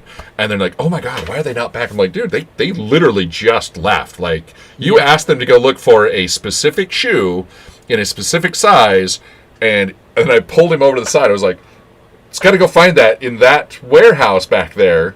And he's like, oh, and it's like trying to make him understand. But yeah, I love running into the people that have done retail, and they thoroughly understand. They're like, oh, hey, thank you for, and they're so much more polite, and thank you for doing what you do, and they're exactly. Yeah, it's I don't know, it's definitely interesting. For another project, this one is a tabletop game. It's called Heartseeker. So this one is basically an anime dating sim turn board game, and it's featured in the same kind of manga style as Black Paper Moon, so you can have them next to each other. But yeah, as far as I know, this is kind of like the first anime tabletop or anime dating sim turn tabletop. It started off as a joke, but my friends really loved it, and so here it is. We made it. So hey, good old Heartseeker. Just because it starts off as a joke doesn't mean that it's not worth sharing. So many inside jokes become things, or stupid offhand comments like, "Why has nobody started a role-playing game library? There's plenty of board game libraries." Hey, can you do that role-playing game library? We start off as an offhand comment. So yeah, and Heartseeker is scheduled to go into Kickstarter in February, so it's a good time of the year for that to go on Kickstarter. Nice. Yeah. Anime dating sim board game. Sounds like fun. Yeah, so I found the reception for it has been amazing. When I'm at a convention and people see it and they love it. I don't know. It's very interesting because I didn't know how people would take it, but it's actually out of all the games, like if I have them laid out on the table, that's the one that draws people in the most normally. Nice. And my wife chimed in the comments. So last month was October. That was Inktober. And somehow or another, she ended up getting the suggestion of doing a panel for a comic every day about a vampire knight lemon. Okay. So I dig it. It's the adventures of Sir Lemon, and he is literally a lemon wearing like a helmet and a cape and swords, and his love interest is a lime. And it's super silly. So hey, dumb ideas become and another friend of ours. So in November there's a writing. So in October it's an art thing. In November it's a writing thing. So he's doing every day a writing exercise to build out a complete story around her art for this silly lemon. And later next year, we're going to put it together, and they're going to have probably an Indiegogo, little small graphic novel about Sir Lemon and his adventures as a vampire lemon. Yeah, well, there you go. Okay, so yeah, you had like a pretty direct comparison. It's like, hey, this started off as a goofy idea, and we're actually like, for whatever reason, it kind of stuck, so we're just kind of pushing it forward and going with it. Yeah, and you never know who's going to be like, oh my god, this is so awesome, I dig it, like, oh, I have to have this, and just be excited about your silly little inside joke, and they may not get the original inside joke, but now it's an inside joke for them too. Yeah, for sure. And yeah, so like, and I mentioned earlier too how I wanted my games to be different, but also appeal to like I want my supporters to feel like it's like, oh, this is another game I can go to. So obviously we're going with like a very anime style, anime inspired, fantastical approach and stuff. So that's just kind of like what we're doubling down on. I know that's not for everyone, but like since that's what we've kind of been doing and been into, it's like it makes sense to double down on it instead of trying to shy away from it. You like anime, and it feeds your creative juices and your passion, and there's nothing saying that you can't do that. I get frustrated when people are like, oh, hey, I grew up liking anime kind of way early on. I got interested into anime in the 80s when it wasn't the cool thing, but it was only because we were near a military base, and we had a comic book store, so we had people coming back from Japan, and they were bringing us things that they had recorded off the TV. No clue what was being said, but I was mesmerized by what. I'm like, oh my god, this is amazing. And it's funny because I've spent years trying to find some of these old 80s animes in English, and some of them are I never will find again. One I found, and then I can't find it again because I have no clue what the name of it was. And it was like, but it's awesome. There's things exploded, like come out of the back of the head, and it's like I describe it, and somebody's like, well, you just described like 11 different animes, and they name off 11, and I'm like, that's not any of them. But it's if it's something that you're passionate about and it drives your creative juices, go do it. Have fun. And I do tell people, like, if it is a different culture or whatever, have fun with it, but be respectful. And share your passion, get other people excited about it.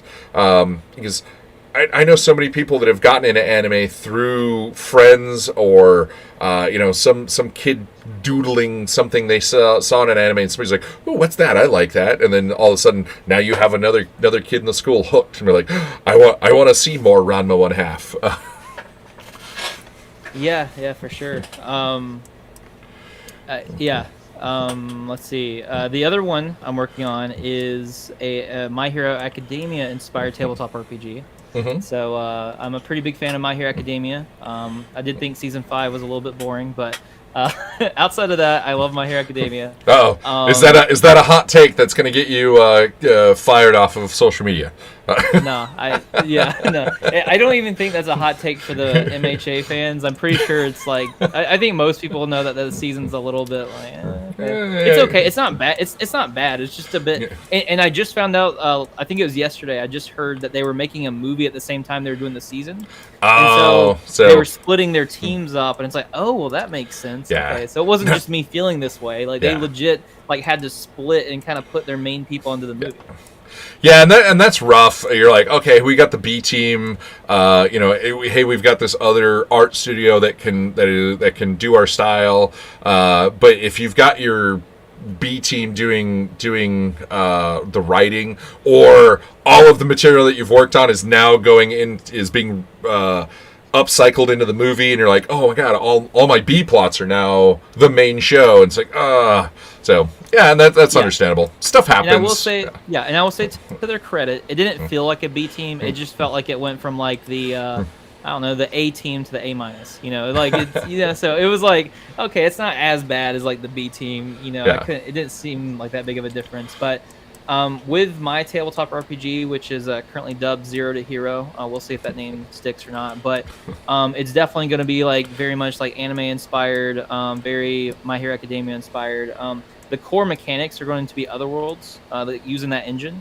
Mm-hmm. So that's also that actually lends me to like not have to create an entirely new system, and use something that's been play tested for over a decade. So like. That's like a way that I can get this out there way quicker than spending another decade making this game.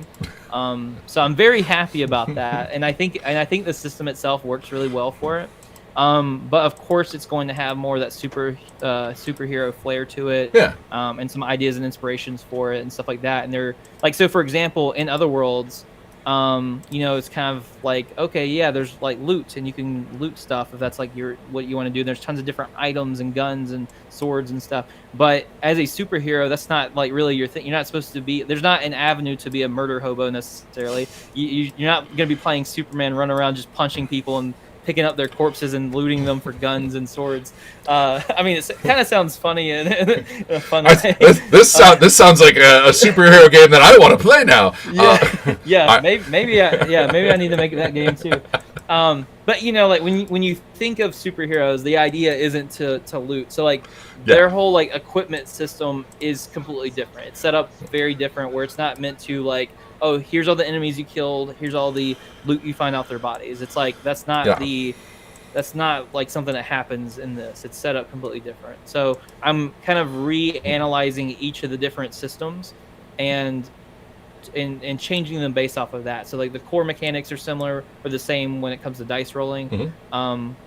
but like another change is so for example, the leveling up is very similar to other worlds. It's kind of like a standard level up, and you can boost up your attributes and get new abilities, stuff like that. But the main difference is you have a core power that your superhero has, and there's like a whole different thing that you can start expanding your power as you're also expanding on your skill tree. So Okay. there's like a whole separate thing. But to make it not overly complicated, in other worlds, how it works is you make your own skill tree. Okay. You essentially have what we call three branches, like skill branches, and you put those together to make your own skill tree. And so it makes it so you're kind of like creating your own character class. Whereas in the My Hero Academia inspired RPG, it's more like you have one class, or one tree, instead of like the three branches. So it's kind of like you're taking that, you're making it 1/3 of that, but you have your power on top of it. So it's like your power plus the skill tree, instead of having three different skill trees that you're moving and mixing around, like it would be in other worlds. Yeah. So Okay. it's like, yeah, I would say the superhero one's going to be a little bit more streamlined, a little bit simpler. Um, and it's also very focused, because with other worlds it's like, oh, here's all these different worlds, here's lore for all the worlds, here's the races, here's all this stuff. It's kind of like a zoom in on like a Star Wars-esque like universe with how massive that can be, where the superhero one is a lot more like, hey, this is the superhero stuff, this is what you're doing. Yeah, and I'm a big fan of superhero games. Either need to be fairly slim, because that's the only way that you can get Superman and Batman working together.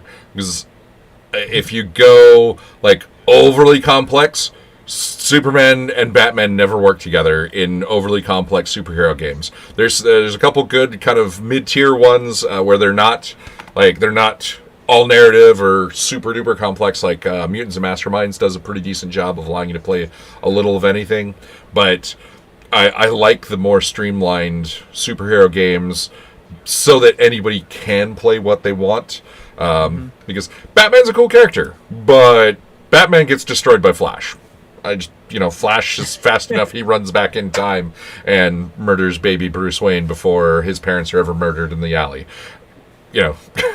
Yeah, or like if he just wanted to run up and snap his neck. Yeah, and like, exactly. And like Batman doesn't see it coming. I mean, it's Yeah. you can't do any. You can't. The human, your brain can't even process that to defend Exactly. yourself. Yeah. Yeah. I mean, you have a character that runs faster than Superman, so. And but I love hero games because there's something just cool about you're now creating your own comic book basically, and there's just something so much fun about that. I love doing it. Well, what's fun for me too is that doing Otherworlds and Black Paper Moon has been perfect stepping stones for this RPG, because while it's using the Otherworlds engine and by definition it's like a lot of the core mechanics are going to be based off of Otherworlds. Black Paper it's inspired by Black Paper Moon in the sense of it's sort of like the way I was dealing with powers, because in Black Paper Moon it's so like rules light and narrative based, to where the powers are very freeform. So with this system, it's kind of combining the two, where Otherworlds is a bit more like you'll have sort of like your abilities that are very defined and very like, hey, this is how it is, A to B, for like, this is how you apply it.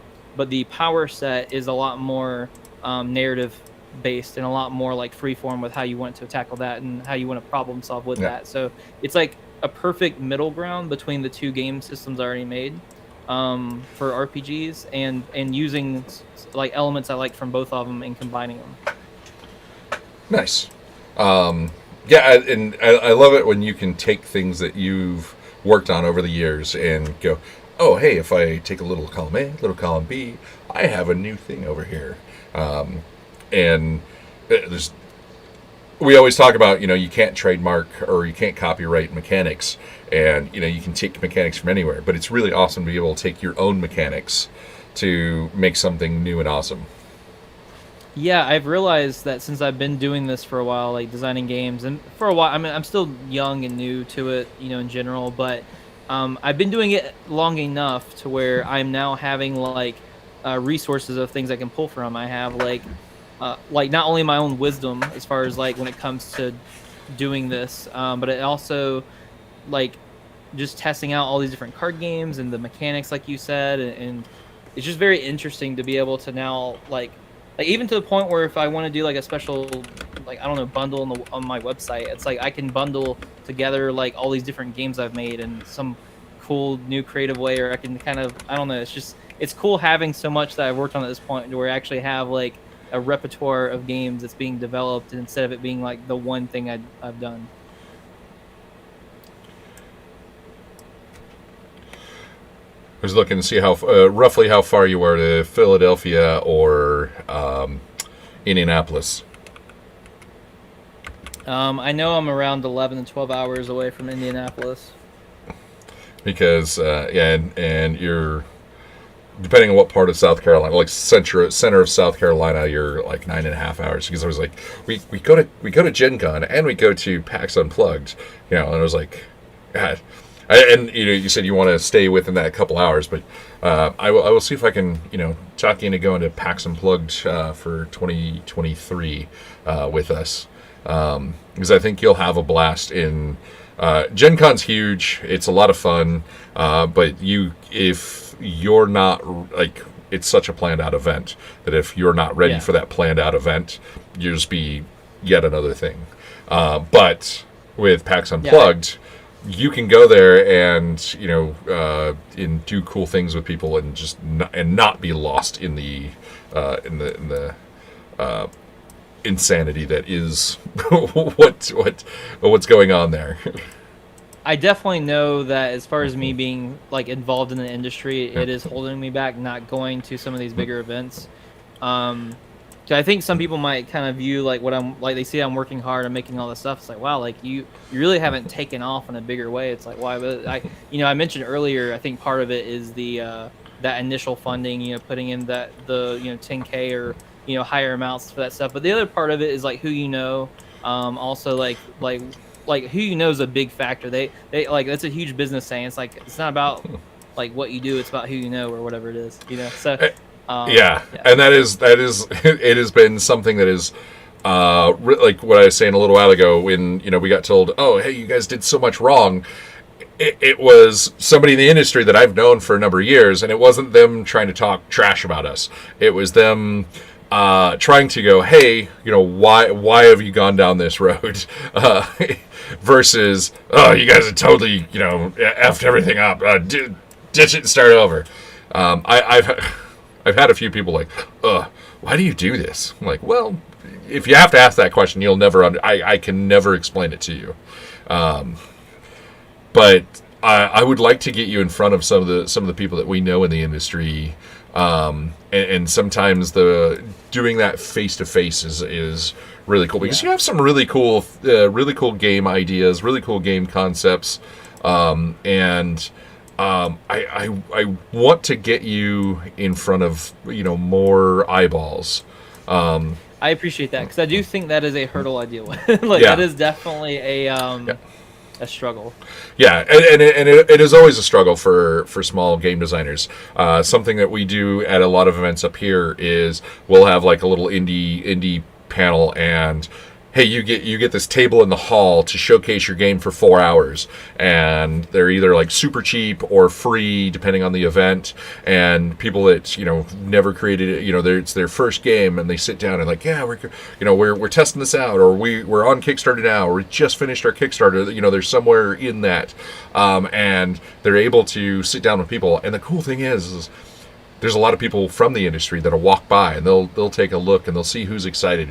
Like, oh, and it's funny because I've seen people I know within the industry that they'll sit down and they'll play, and they'll take note like, hey, this is somebody I need to talk to, or hey, how can we help this person, or they'll put their name in for an award or something. They're like, what? When did I get it? It's like, oh, well, you didn't realize that so and so sat down and played your game yesterday, and they're like, what? And they're like, why didn't you tell me? I was like, because I know that they want to scout people out versus we're like, oh hey, look at this is somebody you should know. So I love watching stuff like that happen. Yeah, so I mean, like one of my plans to help with that is like, hey, like if someone does find me or see me, like they can see all the games I'm making, the games I made. They can see I work really hard. They can also see, hopefully, they're like, oh, these are some unique ideas. This is interesting. This is like a cool thing I haven't really seen before. So that's like really like where my edge factor is on things, is like just trying to show that off, where it's like, hey, like I am trying to tackle this in a bit of a different way, where if you see Vindicated, it might not be your cup of tea, but at least it's something that you haven't really seen before. Yeah. Is like where I'm going for. Yeah, and like I said, I want to try to figure out how to get you to some of the events that we go to, and there's a lot of game designers I would love to be able to get out and help out. So last year at PAX Unplugged, we had somebody that came out, and they ran like. Every day at PAX Unplugged, they ran 2 games. So they ran like a classic RPG, and then they ran their RPG. And it was great because a lot of people were like, oh my god, I love your game. Like, where do I get it? They're like, well, you can buy it off our website. And it was funny because he ended up, people like ran into him in the hall like, hey, I want to buy your game. Do you have? And he sold all the copies because he brought copies so that he could put a book in everybody's hand. And he ended up selling all those over the weekend when he wasn't planning on it. That's awesome. And we've got to be careful with that because when we're inviting people in to run games with us, we're not inviting them in to sell, because we're being given the spaces, and it's awesome that the events do that.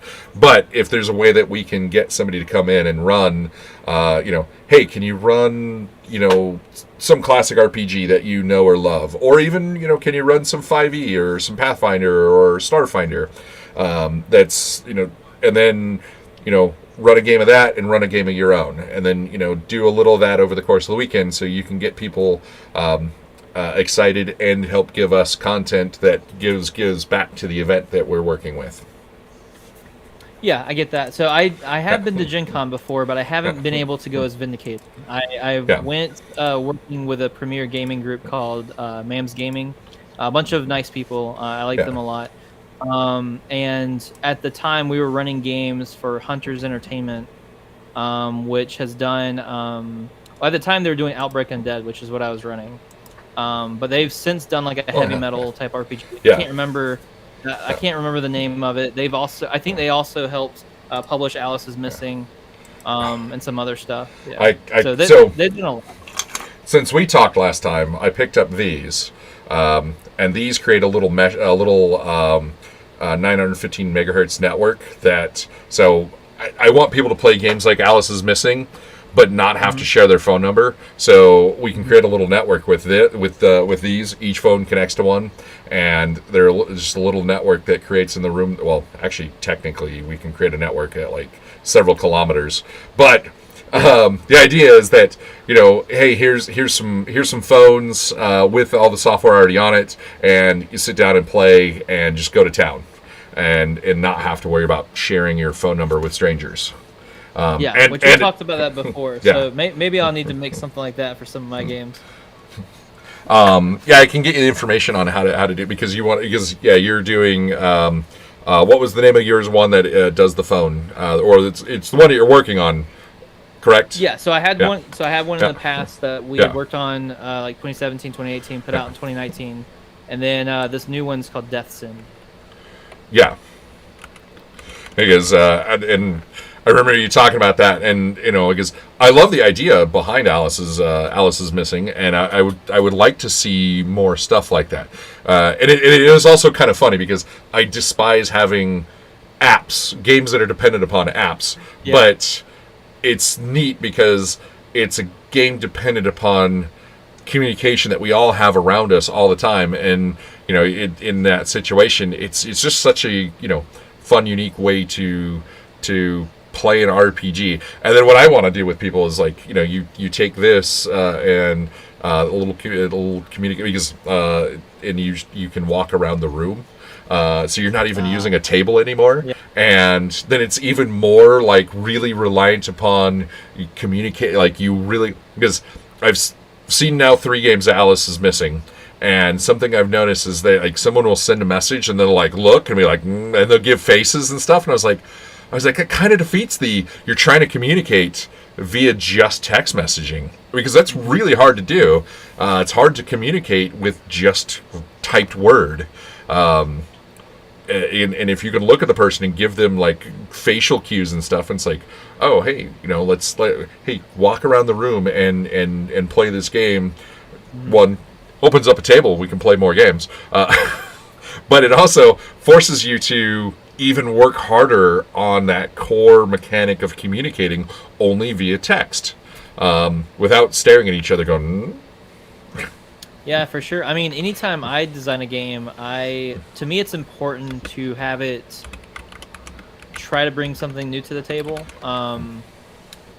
And I don't know, I just always try to have my own unique spin to it, and I try to have it wrapped up where you can be like, okay, here's the new mechanic or the unique way that this is being done.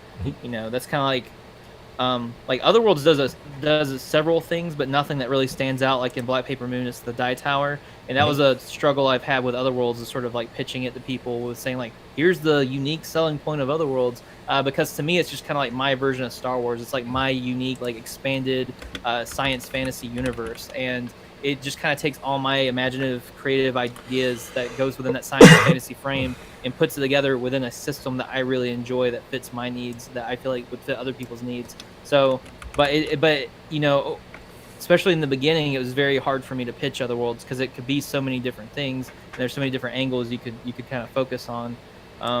But yeah, like whenever I make a game, it's important for me to try to like figure out like, why would someone want this game? What purpose does it serve? Is it bringing something new to the table? And it can be a bit tricky because I don't have a lot of time to play a lot of other people's games. So, there's kind of a fear of being like, hey, here's this unique thing I'm doing. And it's like, oh, well, someone's already done that. But it does make me feel nice if I do it and then someone else does it, and it comes out after me, because it's like, okay, well, at least I got this in there first. Like it's something. Because my dad always told me, he's like, ideas are a dime a dozen. By the time you had that idea, other people already had that idea. So, but there is something to be said. Like if you put it, not everyone acts on that idea though. So like being able to actually put that together and create it for people to share and enjoy is a whole. It's a nice thing. Yeah, and we always joke that there's no new mechanic within role playing games. It's just it's putting them out there in a new arrangement. But I do get excited when I see something that I believe is a genuinely new mechanic, because there's going to be people that are coming up with things that are creative, like with you and Allison Missing doing the text messaging with your die tower. I've seen similar things, but not the way you're doing it. Which I will say, I did cover on the last time that I did do the texting based RPG. In 2019, before Alice is Missing. So, yes, you did it. Yeah, yes, you did do it before them. And I didn't know about your game at the time. Yeah. It's the Allison Missing is the first time I've seen it, and it's got a little larger company behind it. I heard that they got picked up by Netflix. I mean, they're big. That's what people's gonna know. But exactly. At least while I'm here where I can say it, at least I'll just go ahead and throw that out there. Yeah. Go. Hey, can you put a inspired by a little tag on the end? No, I'm just kidding. Yeah, I mean, and I fully believe that they came to their idea completely independent. Oh yeah, I really don't. Yeah.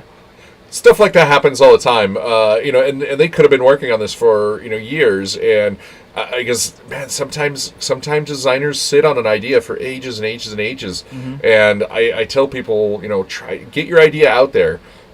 Sometimes it's finding the right time to get your idea out there, because are you going to put a Christmas RPG out on the 4th of July? No, probably not. Not a great idea.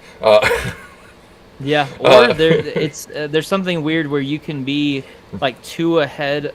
Well, you could have a nice idea, but you're too ahead of the curve. For example, I prefer physical games. I'm a collector, and I'm becoming slowly in the minority on that. But I know with one of the new Xboxes, whenever they're coming out, it was a big deal because they said, "Hey, we're getting rid of disc. We're not doing that anymore," and that backfired on them. People hate that. But it's possible that in the future that could happen, and it wouldn't backfire on them. That could be the good thing they need to do that would actually put them ahead of PlayStation. But at that time, it was definitely a bad call. Yeah, It's like one of those and things. and it's definitely becoming more and more acceptable within the video game industry, and I put a lot of that on Steam. Steam is just it's made it so easily accessible because you're like, oh, I got a new computer, download my Steam library. Yeah. Whereas Nintendo's the opposite way. Hey, you want to play that game again? All right, that'll be $45 again. You want to play Mario Kart 3 on the newest console? You can buy it all over again. You're like, but I've already bought it 3 times. Why? But when it comes down to it, there's a lot of people within the tabletop RPG world that love having the digital stuff. But you'll find more people that want the physical and the digital, and then you'll still find a ton of people that just want the physical because picking up a book is so much more magical. And then you'll get somebody like me that will open the PDF, search for something, and they go, "Okay, on page 24 is." Yeah, and like I said, I'm a collector. I grew up playing a lot of trading card games. Like to me, I sometimes joke that Legends of Runeterra. Yeah, Legends of Runeterra, I say, is the best designed card game I've ever played. I think it's like the perfect card game, except for the major flaw of it not being a physical card game. Therefore, it's such a detriment to me that I don't keep up with it. I don't play it consistently because that's the most important part of a card game for me is being able to hold the card in my hand. Yeah, there's and then.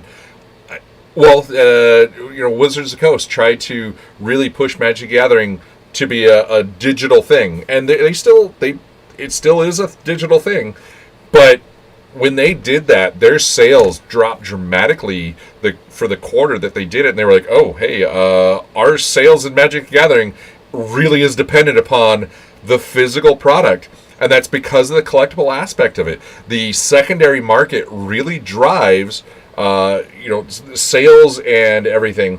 And when they try to push that all onto Arena, after they launched Arena, because they've been doing Magic Online for ages, but when they made the new Magic, the Magic Gathering Arena, they were like all in for that. Like, oh, we're not going to support Friday Night Magic anymore. And then all of a sudden, it's like, oh, that was not a good idea. Ooh, we're sorry about that. That sort of goes into what I was saying earlier. Is like I think it's healthy to try new things and to experiment, come out with new ideas, stuff like that. So I don't think it's a bad idea for them to have, Magic Arena or whatever it's called. However, the problem is that what they communicated to their fans is, hey, we're giving up on the local game stores, or if not giving up, we're largely withdrawing from it. We're largely withdrawing from a lot of the physical spaces, and we're focusing a lot of our attention on this online digital space. And the market their fans reacted badly to that because it was communicating to a different type of fan, a different customer base. Yeah. It wasn't the same people that had been supporting them the whole time. Yeah. I mean, even their stocks went down recently because of the whole $1,000 plus proxies that they do. Yeah, Hasbro got hit hard over that. It's like $1,000. $1,000, you get 4 randomized packs. If they were going to do $1,000, well, and they did something. So they did their international collection, or they did their collection edition release. Came out just before they released Revised, and it was basically a square card reprint of Beta, and it just came in a box, and it was every card printed, and they were like $250, and people were like, well, the funny thing is, those, because people are using those proxies now. And oh my god, those individual cards are so ridiculous. I sold I don't know how many of those stupid things because I got them dirt cheap because they weren't playable back in the 90s. So people picked them up. They're like, oh, well, this collector's thing is just so I can see every card. And you had people trying to make them into playable cards, and I saw people buy them and clipping corners and all kinds of stupid stuff. But or they were steaming the backs off and trying to put the back of a land on, and it just never worked. But it's funny because those cards are worth ridiculous amounts of money now. So if they would have released instead of doing this crazy $1,000 for 4 randomized packs, if they would have done $1,000 special reprints of all the stuff on a reserve list with a non-standard back, and then have some like crazy booster that you could get cool foil items out of, people would have been like, okay, that's cool. But, oh, hey, here's 4 packs and you may get nothing out of them. Like, or maybe I don't know, a couple $100. Yeah. You get the original. You get a reprint box of the original set, but as a booster box, and so you can draft it. Yeah. You can like play with the original cards. You can pull the rare ones, but it's all it's something like that because Yeah. the communication's off because they said, hey, Yeah. it's our 30 years of Magic. We want everyone to celebrate. Here's $1,000 product for everyone to celebrate. And it's like everyone can't celebrate at the $1,000. Like you should know your demographic spends a lot of money on your product, but they don't buy $1,000. Not a large majority of them doesn't spend $1,000, on a single product. Bingo. And they utterly missed that. They missed it. They missed it by miles and miles and miles. And it's funny because they didn't really do anything for the 25th anniversary. The artists, a lot of the old artists got together and they put their art for the 25th anniversary stuff in, and then they like Julie Bora, not Julie Bora, Heather Hudson. She did the art for Chains of Mephistopheles, which I like the original art, but she never liked the original art, and she did an update to it, and like, oh my god, I would kill for a reprint card with that art on it. But that was the artist going, hey, fans, they've done so much for us over the years, and then a bunch of the artists got together and did this 25th anniversary book. And then WotC was like, oh, we missed the boat on this 25th anniversary thing. 30th, let's do something bonkers. And I think they got the wrong idea because they've been doing so well with the Secret Lair stuff, which is a cool idea. But, oh my god, those, they're not $1,000 things. Those are, you can get the plain or the foil versions, and if you back like 5 sets, it's $500 of foily cards, and somebody can do that once in a while. But like, hey, here's 30th anniversary, $1,000, you get 4 packs, and that's not even going to remotely all the cards we're printing for this. It's like, yeah, you're bonkers. Yeah. So I probably think way harder on it than I should, but I'm very I very much don't want to. I don't know. I want to do when it comes to Vindicated, I want everything to be in line with, my audience and my supporters, my fans. I don't want. I never ever want to get to the point where I release something and people are just like, why in the world did you do that? That is so stupid, or like, why would you think we'd ever want this, or I care a lot about like what I'm doing, and I try to be as connected as possible, and I try to like survey, ask questions, just talk to people, like just people that I know that likes what I do, and just really try to be involved with that, because because it seems like at this point, like they're just way up here, like just like they don't like see it, I mean, WotC brought in $1 billion last year, so I think they got the wrong idea for the direction the market's going. Is the best I can say. I heard that they made an announcement saying that they want to double their revenue or something like that. Exactly. And so that's the thing, is like there's only so much you can grow before you come off as being too greedy, and that's going to backfire on you. Yeah. And I've made it very, very clear. I do not think they're going the right direction with 1D&D. And I don't think they're going the right direction with anything in the last few years, essentially. Yeah. And to be honest, that's great for the industry, because of things like Stranger Things and what's the big podcast or thing on Twitch? Why can't I think of?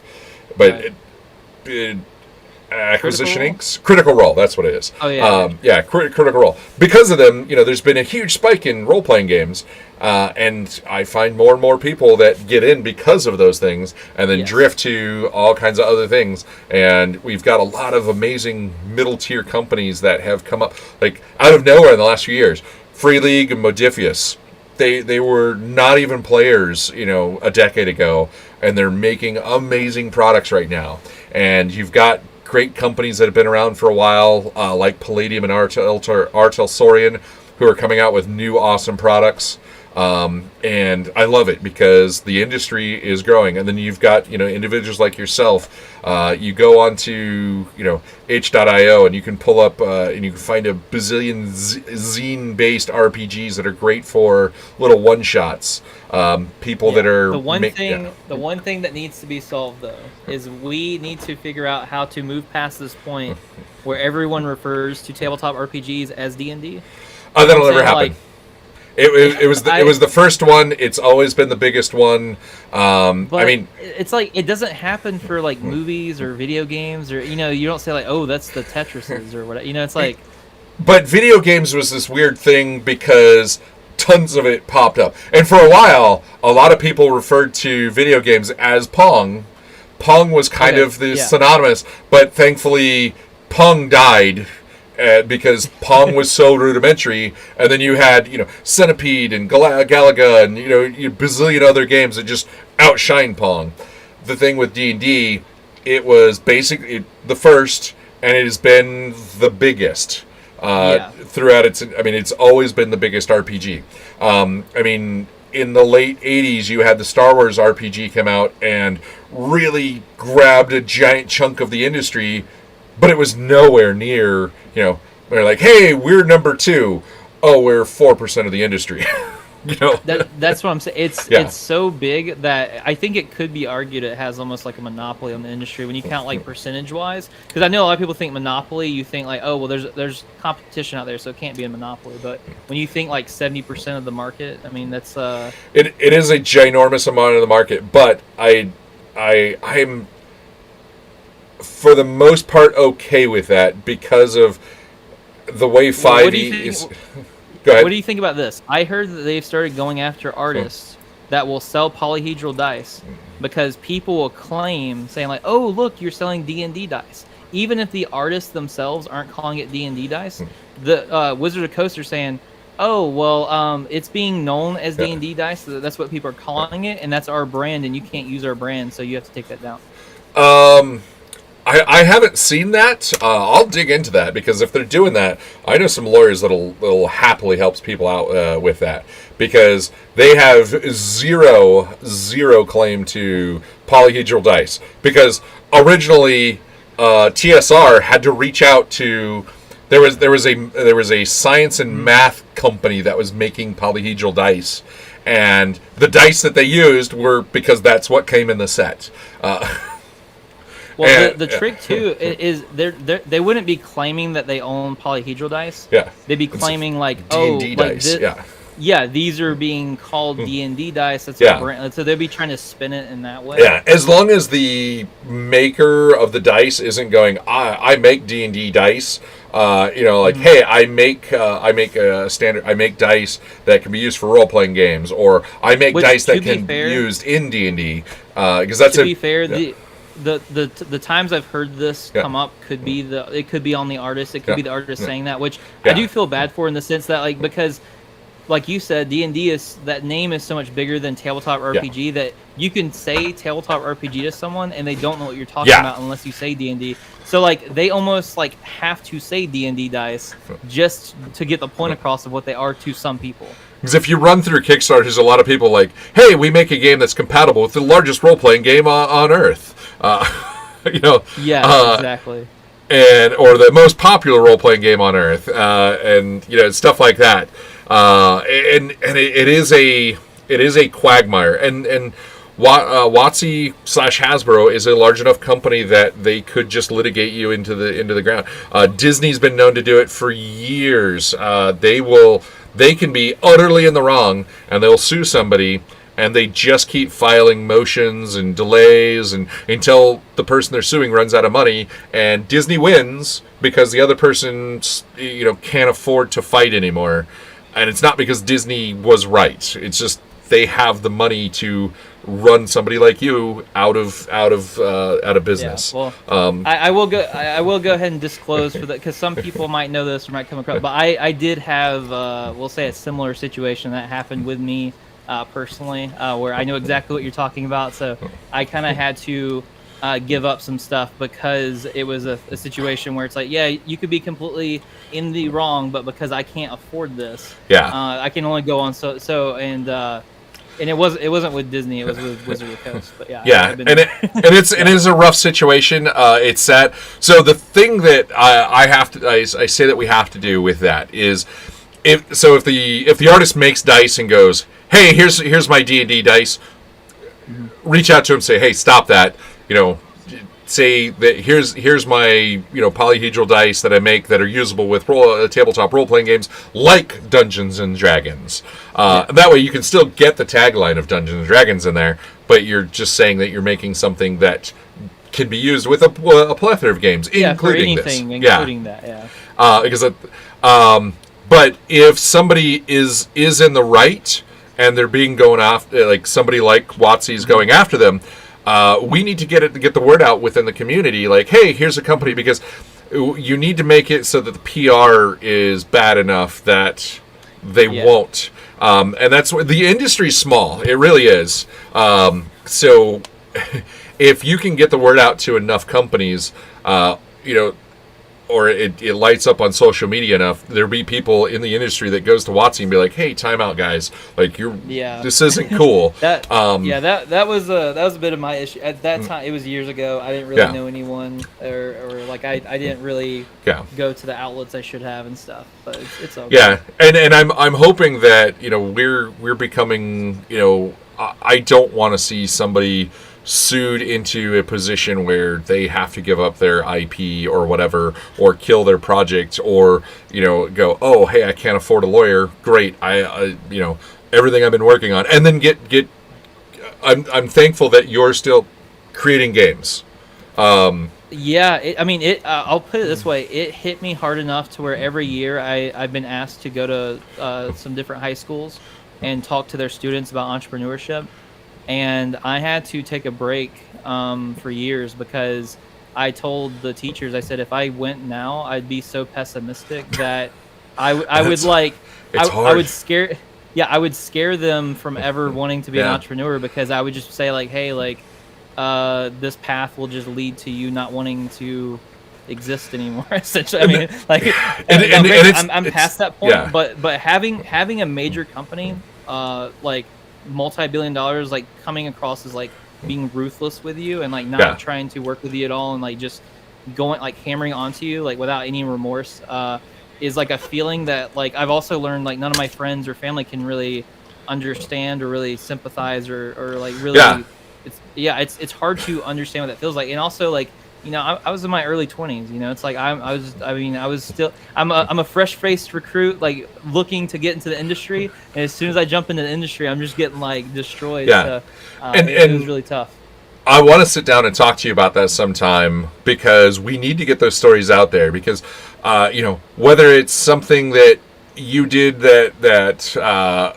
I guess I don't know the situation. Could have just been bad wording or whatever it is. We need to get that out there so that other people can learn from your case, whether it be again, whether it was a mistake or whether it was an overreach of the Hasbro WotC company. There's a million things that we need to learn from that. So there's here in the future, I do want to sit down with you, because there's other people that I'm trying to get to come talk. And something that's really rough in my position is I see people that have overextended themselves, and I want to help them out, but I don't have the funds, and sometimes they've overextended in spite of the advice I've given them, like, hey, only print 500, don't print the 1,000. They're like, no, we can do it. And they're like, oh man, we ship 200. I have, instead of having 300 books left over and a bill that they could afford, they now have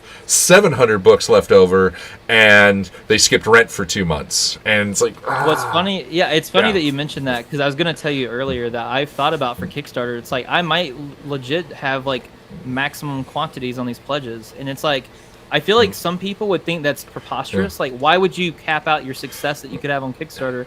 But it's like, hey, maybe I don't want it to blow into like the tens, hundreds of thousands, and maybe I don't want that much stuff at this moment. And honestly, I mean, it could help from a business perspective, looking at it that way. It's like, hey, this is limited to 100. That's like the amount of pledges we're doing. Yeah. Yeah, sure, we're not going to hit this massive goal, but quite frankly, I don't want to hit that right now. That's not Yeah. what I'm looking to do.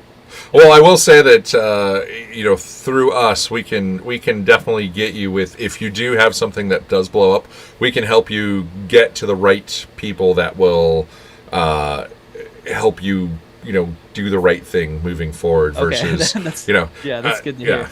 So do limited things like a cool cover or hardcover or something like that. And with role playing games, I suggest sticking to books because you can ship those through media mail versus all the people that are like, oh, we're gonna do dice and all these add-ons. It's like, okay, now your shipping costs just ballooned because if you do books and you're like, hey, the new add-on is the bookmark, the silk bookmarks, and then hey, specialty covers. Those costs will hurt a little bit, but you will not die on the shipping end of things. So people might notice I haven't done a lot with add-ons for like special shirts and dice and stuff. Yeah.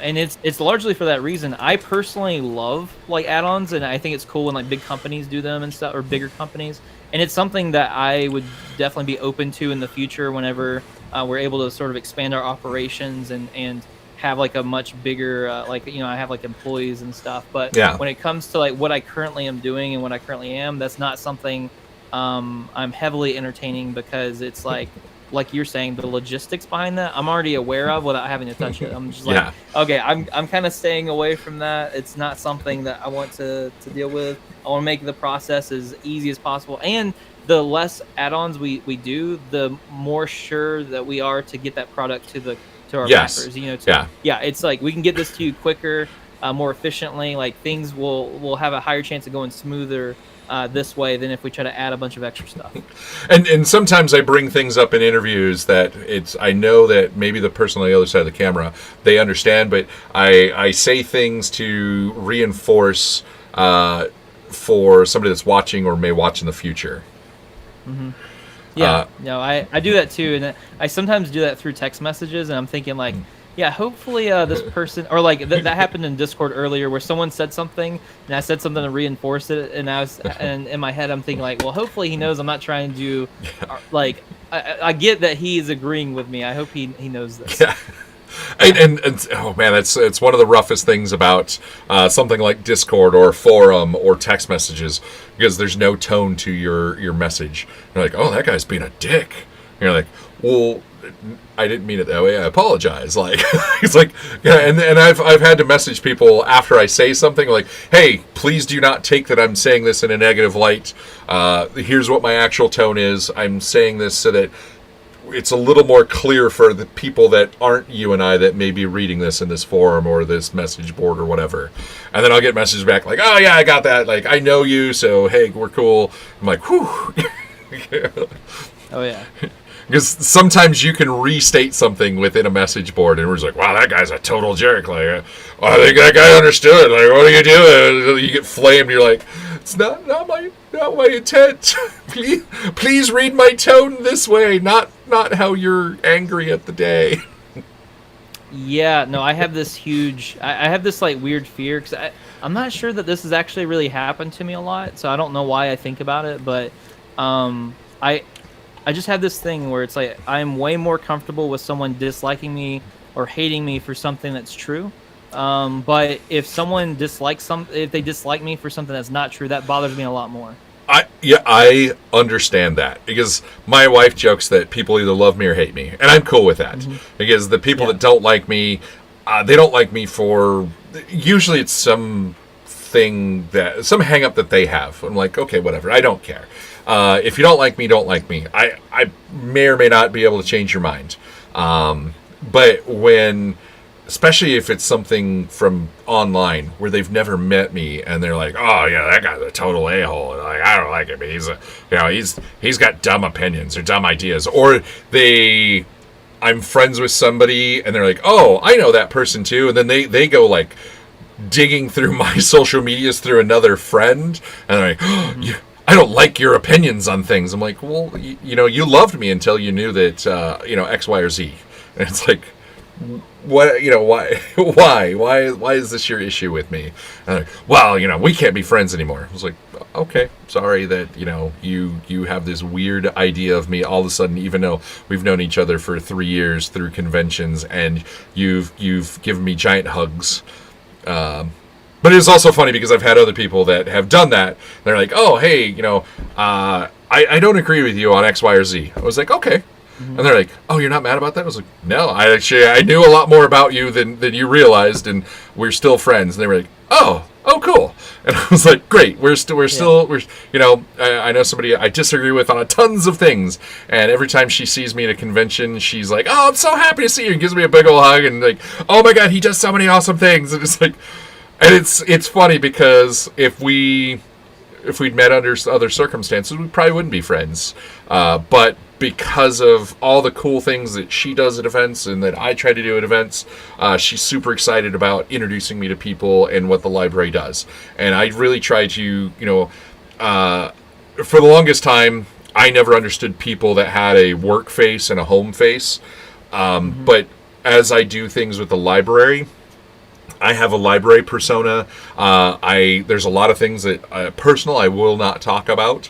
We're a 501c3, so we're a nonprofit. I was going to say, there's things that you can't talk about too. Exactly. So, like, I stay away from politics and with the library because it's not what we do. And when I go to events and I'm there with the library, I don't talk to anybody about politics. I take that back. I have one friend that he and I, we joke that, we're opposite sides of the coin, but we're super good friends. There's tons of things we really click on, and there are other things that we love to have conversations with, but we don't do it on the main floor. Like, we go off to the, side and we'll have a chat over, coffee or a hot dog or pretzel or whatever. And sure. and it's he and I know what our left and right limits are in our friendship, and we just have fun chatting about it. But it's things that neither of us will talk about on the show floor or in front of guests or whatever, with the library.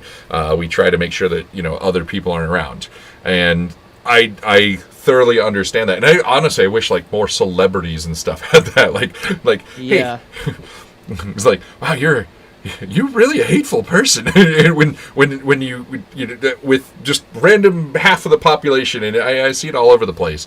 Yeah, and I'm okay with for some companies, it could be part of their brand to have a certain political stance, and that is part of like what's baked in, and I'm okay with that regardless of what stance that is.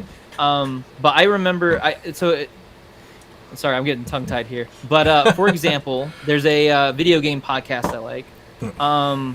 And I noticed that just very slightly, they'll have some people on that will make a very strong political point, even though the show itself is all about celebrating video games and just a very upbeat, positive vibe. And I was just like, why is this kind of just sitting with me wrong? But then it was the idea of like, oh, okay, like it's because it's not part of that company's identity. It's not like that's not like what they're supposed to do. That's not what they have told their fans that they're going to do. And so it feels like a miscommunication. Yeah, and like what we were talking about earlier, like you said, you're willing to make some of your personal opinions more known, but on topics that are relevant to what your public persona is, being nerd culture, RPGs and stuff, and staying out of the quagmire that has nothing to do with your public persona. And pardon me. The same with myself and the library. Like I have a public persona. The library has a public persona. I want to make sure the library is inviting as many people as possible. And I try to tell people like, yeah, you can have hot takes and stuff, but when you're putting your message out for your brand, your company, whatever, try to be positive. You'll drag it's. You may take longer to drag people in, but you'll keep those people because that negative take that you of politician X, Y, or Z, or movement X, Y, or Z, or thing of the day X, Y, or Z, that may bring a bunch of eyes to you. No publicity is bad publicity. That's not true, because you'll get a bunch of people that'll talk about you, but none of that sticks. It's a longer grind to get the positive aspect and the the long-term customers. I don't want people jumping in going, oh, hey, we love you, and then never say anything about us again. And I gained 10 long-term fans of the library, but I may have turned off 15 people. And I really am passionate about people trying to be positive, because RPGs can be so awesome and positive, and it can do so many amazing things for people, and they're a great way for people to communicate and be friends with each other, and bring all those, create shared stories and memories. And I love hearing people like, oh my god, there was this one time I was playing this role-playing game, my character was this, and they'll just go on about this crazy story that I was not there for. I wasn't part of it, but now I am, because they've shared this fun little moment there of history. Yeah, and hop off my soapbox now. Yeah, a lot of RPGs, like whenever you play with a group, it creates a moment that could have easily been put into a book or a show, or just an awesome story that unfolds. And I love seeing people get excited about playing and sharing their stories, and it's fun to see. There's no other gaming experience that does what role-playing games do. I completely agree. Yeah, and it's awesome. So I want to talk to you more, but I know you're also on the East Coast, so it's getting close to midnight there. Yes. So we need to wrap this up. We've been going for 2.5 hours, so it has been awesome talking to you. It's been a blast. So tell everybody how they can contact you regularly. We're putting it in the Twitch chat, but that doesn't necessarily show up on the YouTube chat. So best way to get a hold of you. Yeah. So Vindicated Entertainment has everything you should need. It has links to our social media, has our Discord community. If you're okay with Discord, it's a fun place to be. Got a lot of chill people there. They're very respectful and have awesome different interests that we all talk about. Nice. But yeah, the website I'd say is the main place, vindicatedentertainment.com. Yeah. And so that's the wife just linked all your stuff here in Twitch, and I have your website in the down below doobly-doo, or whatever you want to call it, in YouTube. I love all the different names people come up for the info bar. Doobly-doo is one of my favorites. Miles Power. One. Yeah, Miles Power. He's a science YouTuber out of the UK, and the doobly-doo. It's been my favorite. The descriptor I've heard of it. I think it's a good one. Yeah. And so Alexandria RPG at alexandriarpg.com. You can find us all our social medias and our Discord as well. We also have a Guilded. It's not as active. And if you can, if you're out there, find a way. We got another subscriber here on Twitch, so we're at 10 subscribers. That makes me super happy. You can give us a follow here on Twitch, subscribe on Twitch, or subscribe on YouTube. And if you can, any way, shape, or form, if you can donate time, find out through our Discord where we're at, what events we're at, and you can help us out there. If you got books to donate, and I'm looking at you as our guest, I know you got stuff that we need in the library.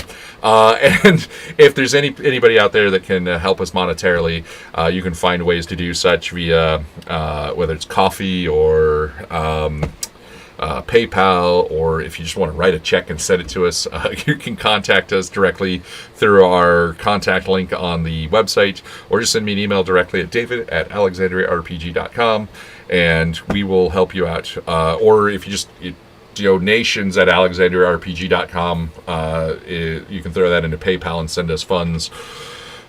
We need all the help we can get. And I need to save up funds so I can get mental health help for all the crazy things that I've keep doing with the library. And my wife will agree to that 100%. But I love what we do. I love sitting down chatting with individuals like you. Keep up the awesome work. We'll be in touch, because I want to figure out how to get you at some events in the future, whether or not we can help raise some funds, fly you out to like Emerald City Comic Con or PAX West or PAX Unplugged or something, throw you on a train from South Carolina to Philly, and let you sleep under the table after the event closes. Yeah, let me tell you. So you just reminded me of something. I want to sneak this in there right before we exit out here. I actually was invited to PAX East I think it was in 2014 because I got so like it was this crazy opportunity where I had won a contest for Borderlands the pre-sequel, Mm-hmm. which is a video game, and it was like a dumb contest where you just kind of participate. I don't know if they chose it based off of merit or they just chose it random, but either way, I won. And the guy sent me a message. It went to my opposite inbox where I didn't see it, so he had to send me a friend request.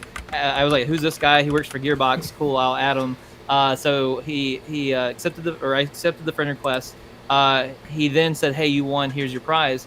Well, he stayed on my friends list and he saw that I was making card games, and he said that for PAX East that year they were wanting to do a Borderlands card game, and he liked my ideas that he saw and stuff. So I actually was working with him to make a Borderlands card game for PAX East, and the budget and everything got canceled, and so it all fell through, and it didn't happen. But he still invited me to their like VIP Borderlands party that they were having. Yeah. But I had no one to go with me. It was like a big trip, and I was younger at the time, so I was a bit nervous, and I just didn't go. But to me, that was like probably one of my biggest regrets. Is like I really should have went because it was a really cool opportunity, and it's just kind of a fun moment that a lot of people don't know about. Well, even if we can just figure out how to get you up and be staff for us and help out with the library, and then I can drag you around and introduce you to people and, run some games for us or whatever, I'd love to figure it out. And no, that sucks. And it sucks to miss out on opportunities like that. But these days I'm a lot different. I'm a lot more like I take the initiative. I seize the opportunity. I go for it. In a lot of cases, I mean, especially if I know it's not going to be, if it's more fear based, I will go for it still. If it's more like, hey, that's just like not as feasible, financially, then say, okay, I might not take that opportunity. But if it's like something that is just my fear holding me back, I go for it. Yeah, and I wish I would learn to listen to my smarter self about finances, but I won't go there. Yeah, it's a pleasure. Thank you so much for having me. I really appreciate it. You're awesome to talk to. And we will definitely stay connected. Also, want to have you on to run some games on our Twitch and YouTube, so that people can see what you're doing and experience your games as well. Minus the dice stacking, because you can't really do that virtually. Hey, I have a variant called the die roll, and it's like the die tower but with rolling the dice. So we actually have a variant that we can do without the dice stacking. Okay, so we will be in touch about trying to schedule something out, and then maybe we can get you to PAX East. It won't be for 2023. We're not going to PAX East 2023 because that's in March. So 2024, we're going to try to sit down with PAX over this next year and figure out how we can do all the PAXs in the U.S. Okay, sounds like a plan. So, okay, talk to you soon, and everybody out there, you know what? Go out and game with some people. Be awesome. Go make some new stories. Have some fun with your friends. Make new friends. Stop by your local game store. Hey, this Saturday is Small Business Saturday, so don't blow all your money on Black Friday. None of those deals are worth a damn, anyways. Don't go Amazon shopping on Cyber Monday. You're gonna get fooled in, buying some, Amazon batteries that, whatever they're not as good, or that they've ripped off somebody else. Go find. So we're tweeting all this week, or we're doing social media posts all this week. We're trying to reach out to small local game stores. So if you have a local game store, shoot out messages about who your local game store is. Tag us in them. Do the hashtag us. It's Small Business Saturday, and let people know that your friendly local game store is doing something awesome. We need to make sure that all our local game stores that are doing great things for us are out there, continuing to thrive and and getting awesome games in the hands of people. Completely agree, guys. Support the small business. Support your local game stores. And this Thursday is Thanksgiving, so I hope everyone has an awesome Thanksgiving. If you're not around family, do some Friendsgiving. Have some friends over. Make some new traditions. Don't be alone on major holidays. Find out awesome things that are happening. So until next time, the library well, is now closed. And thank you all for coming in.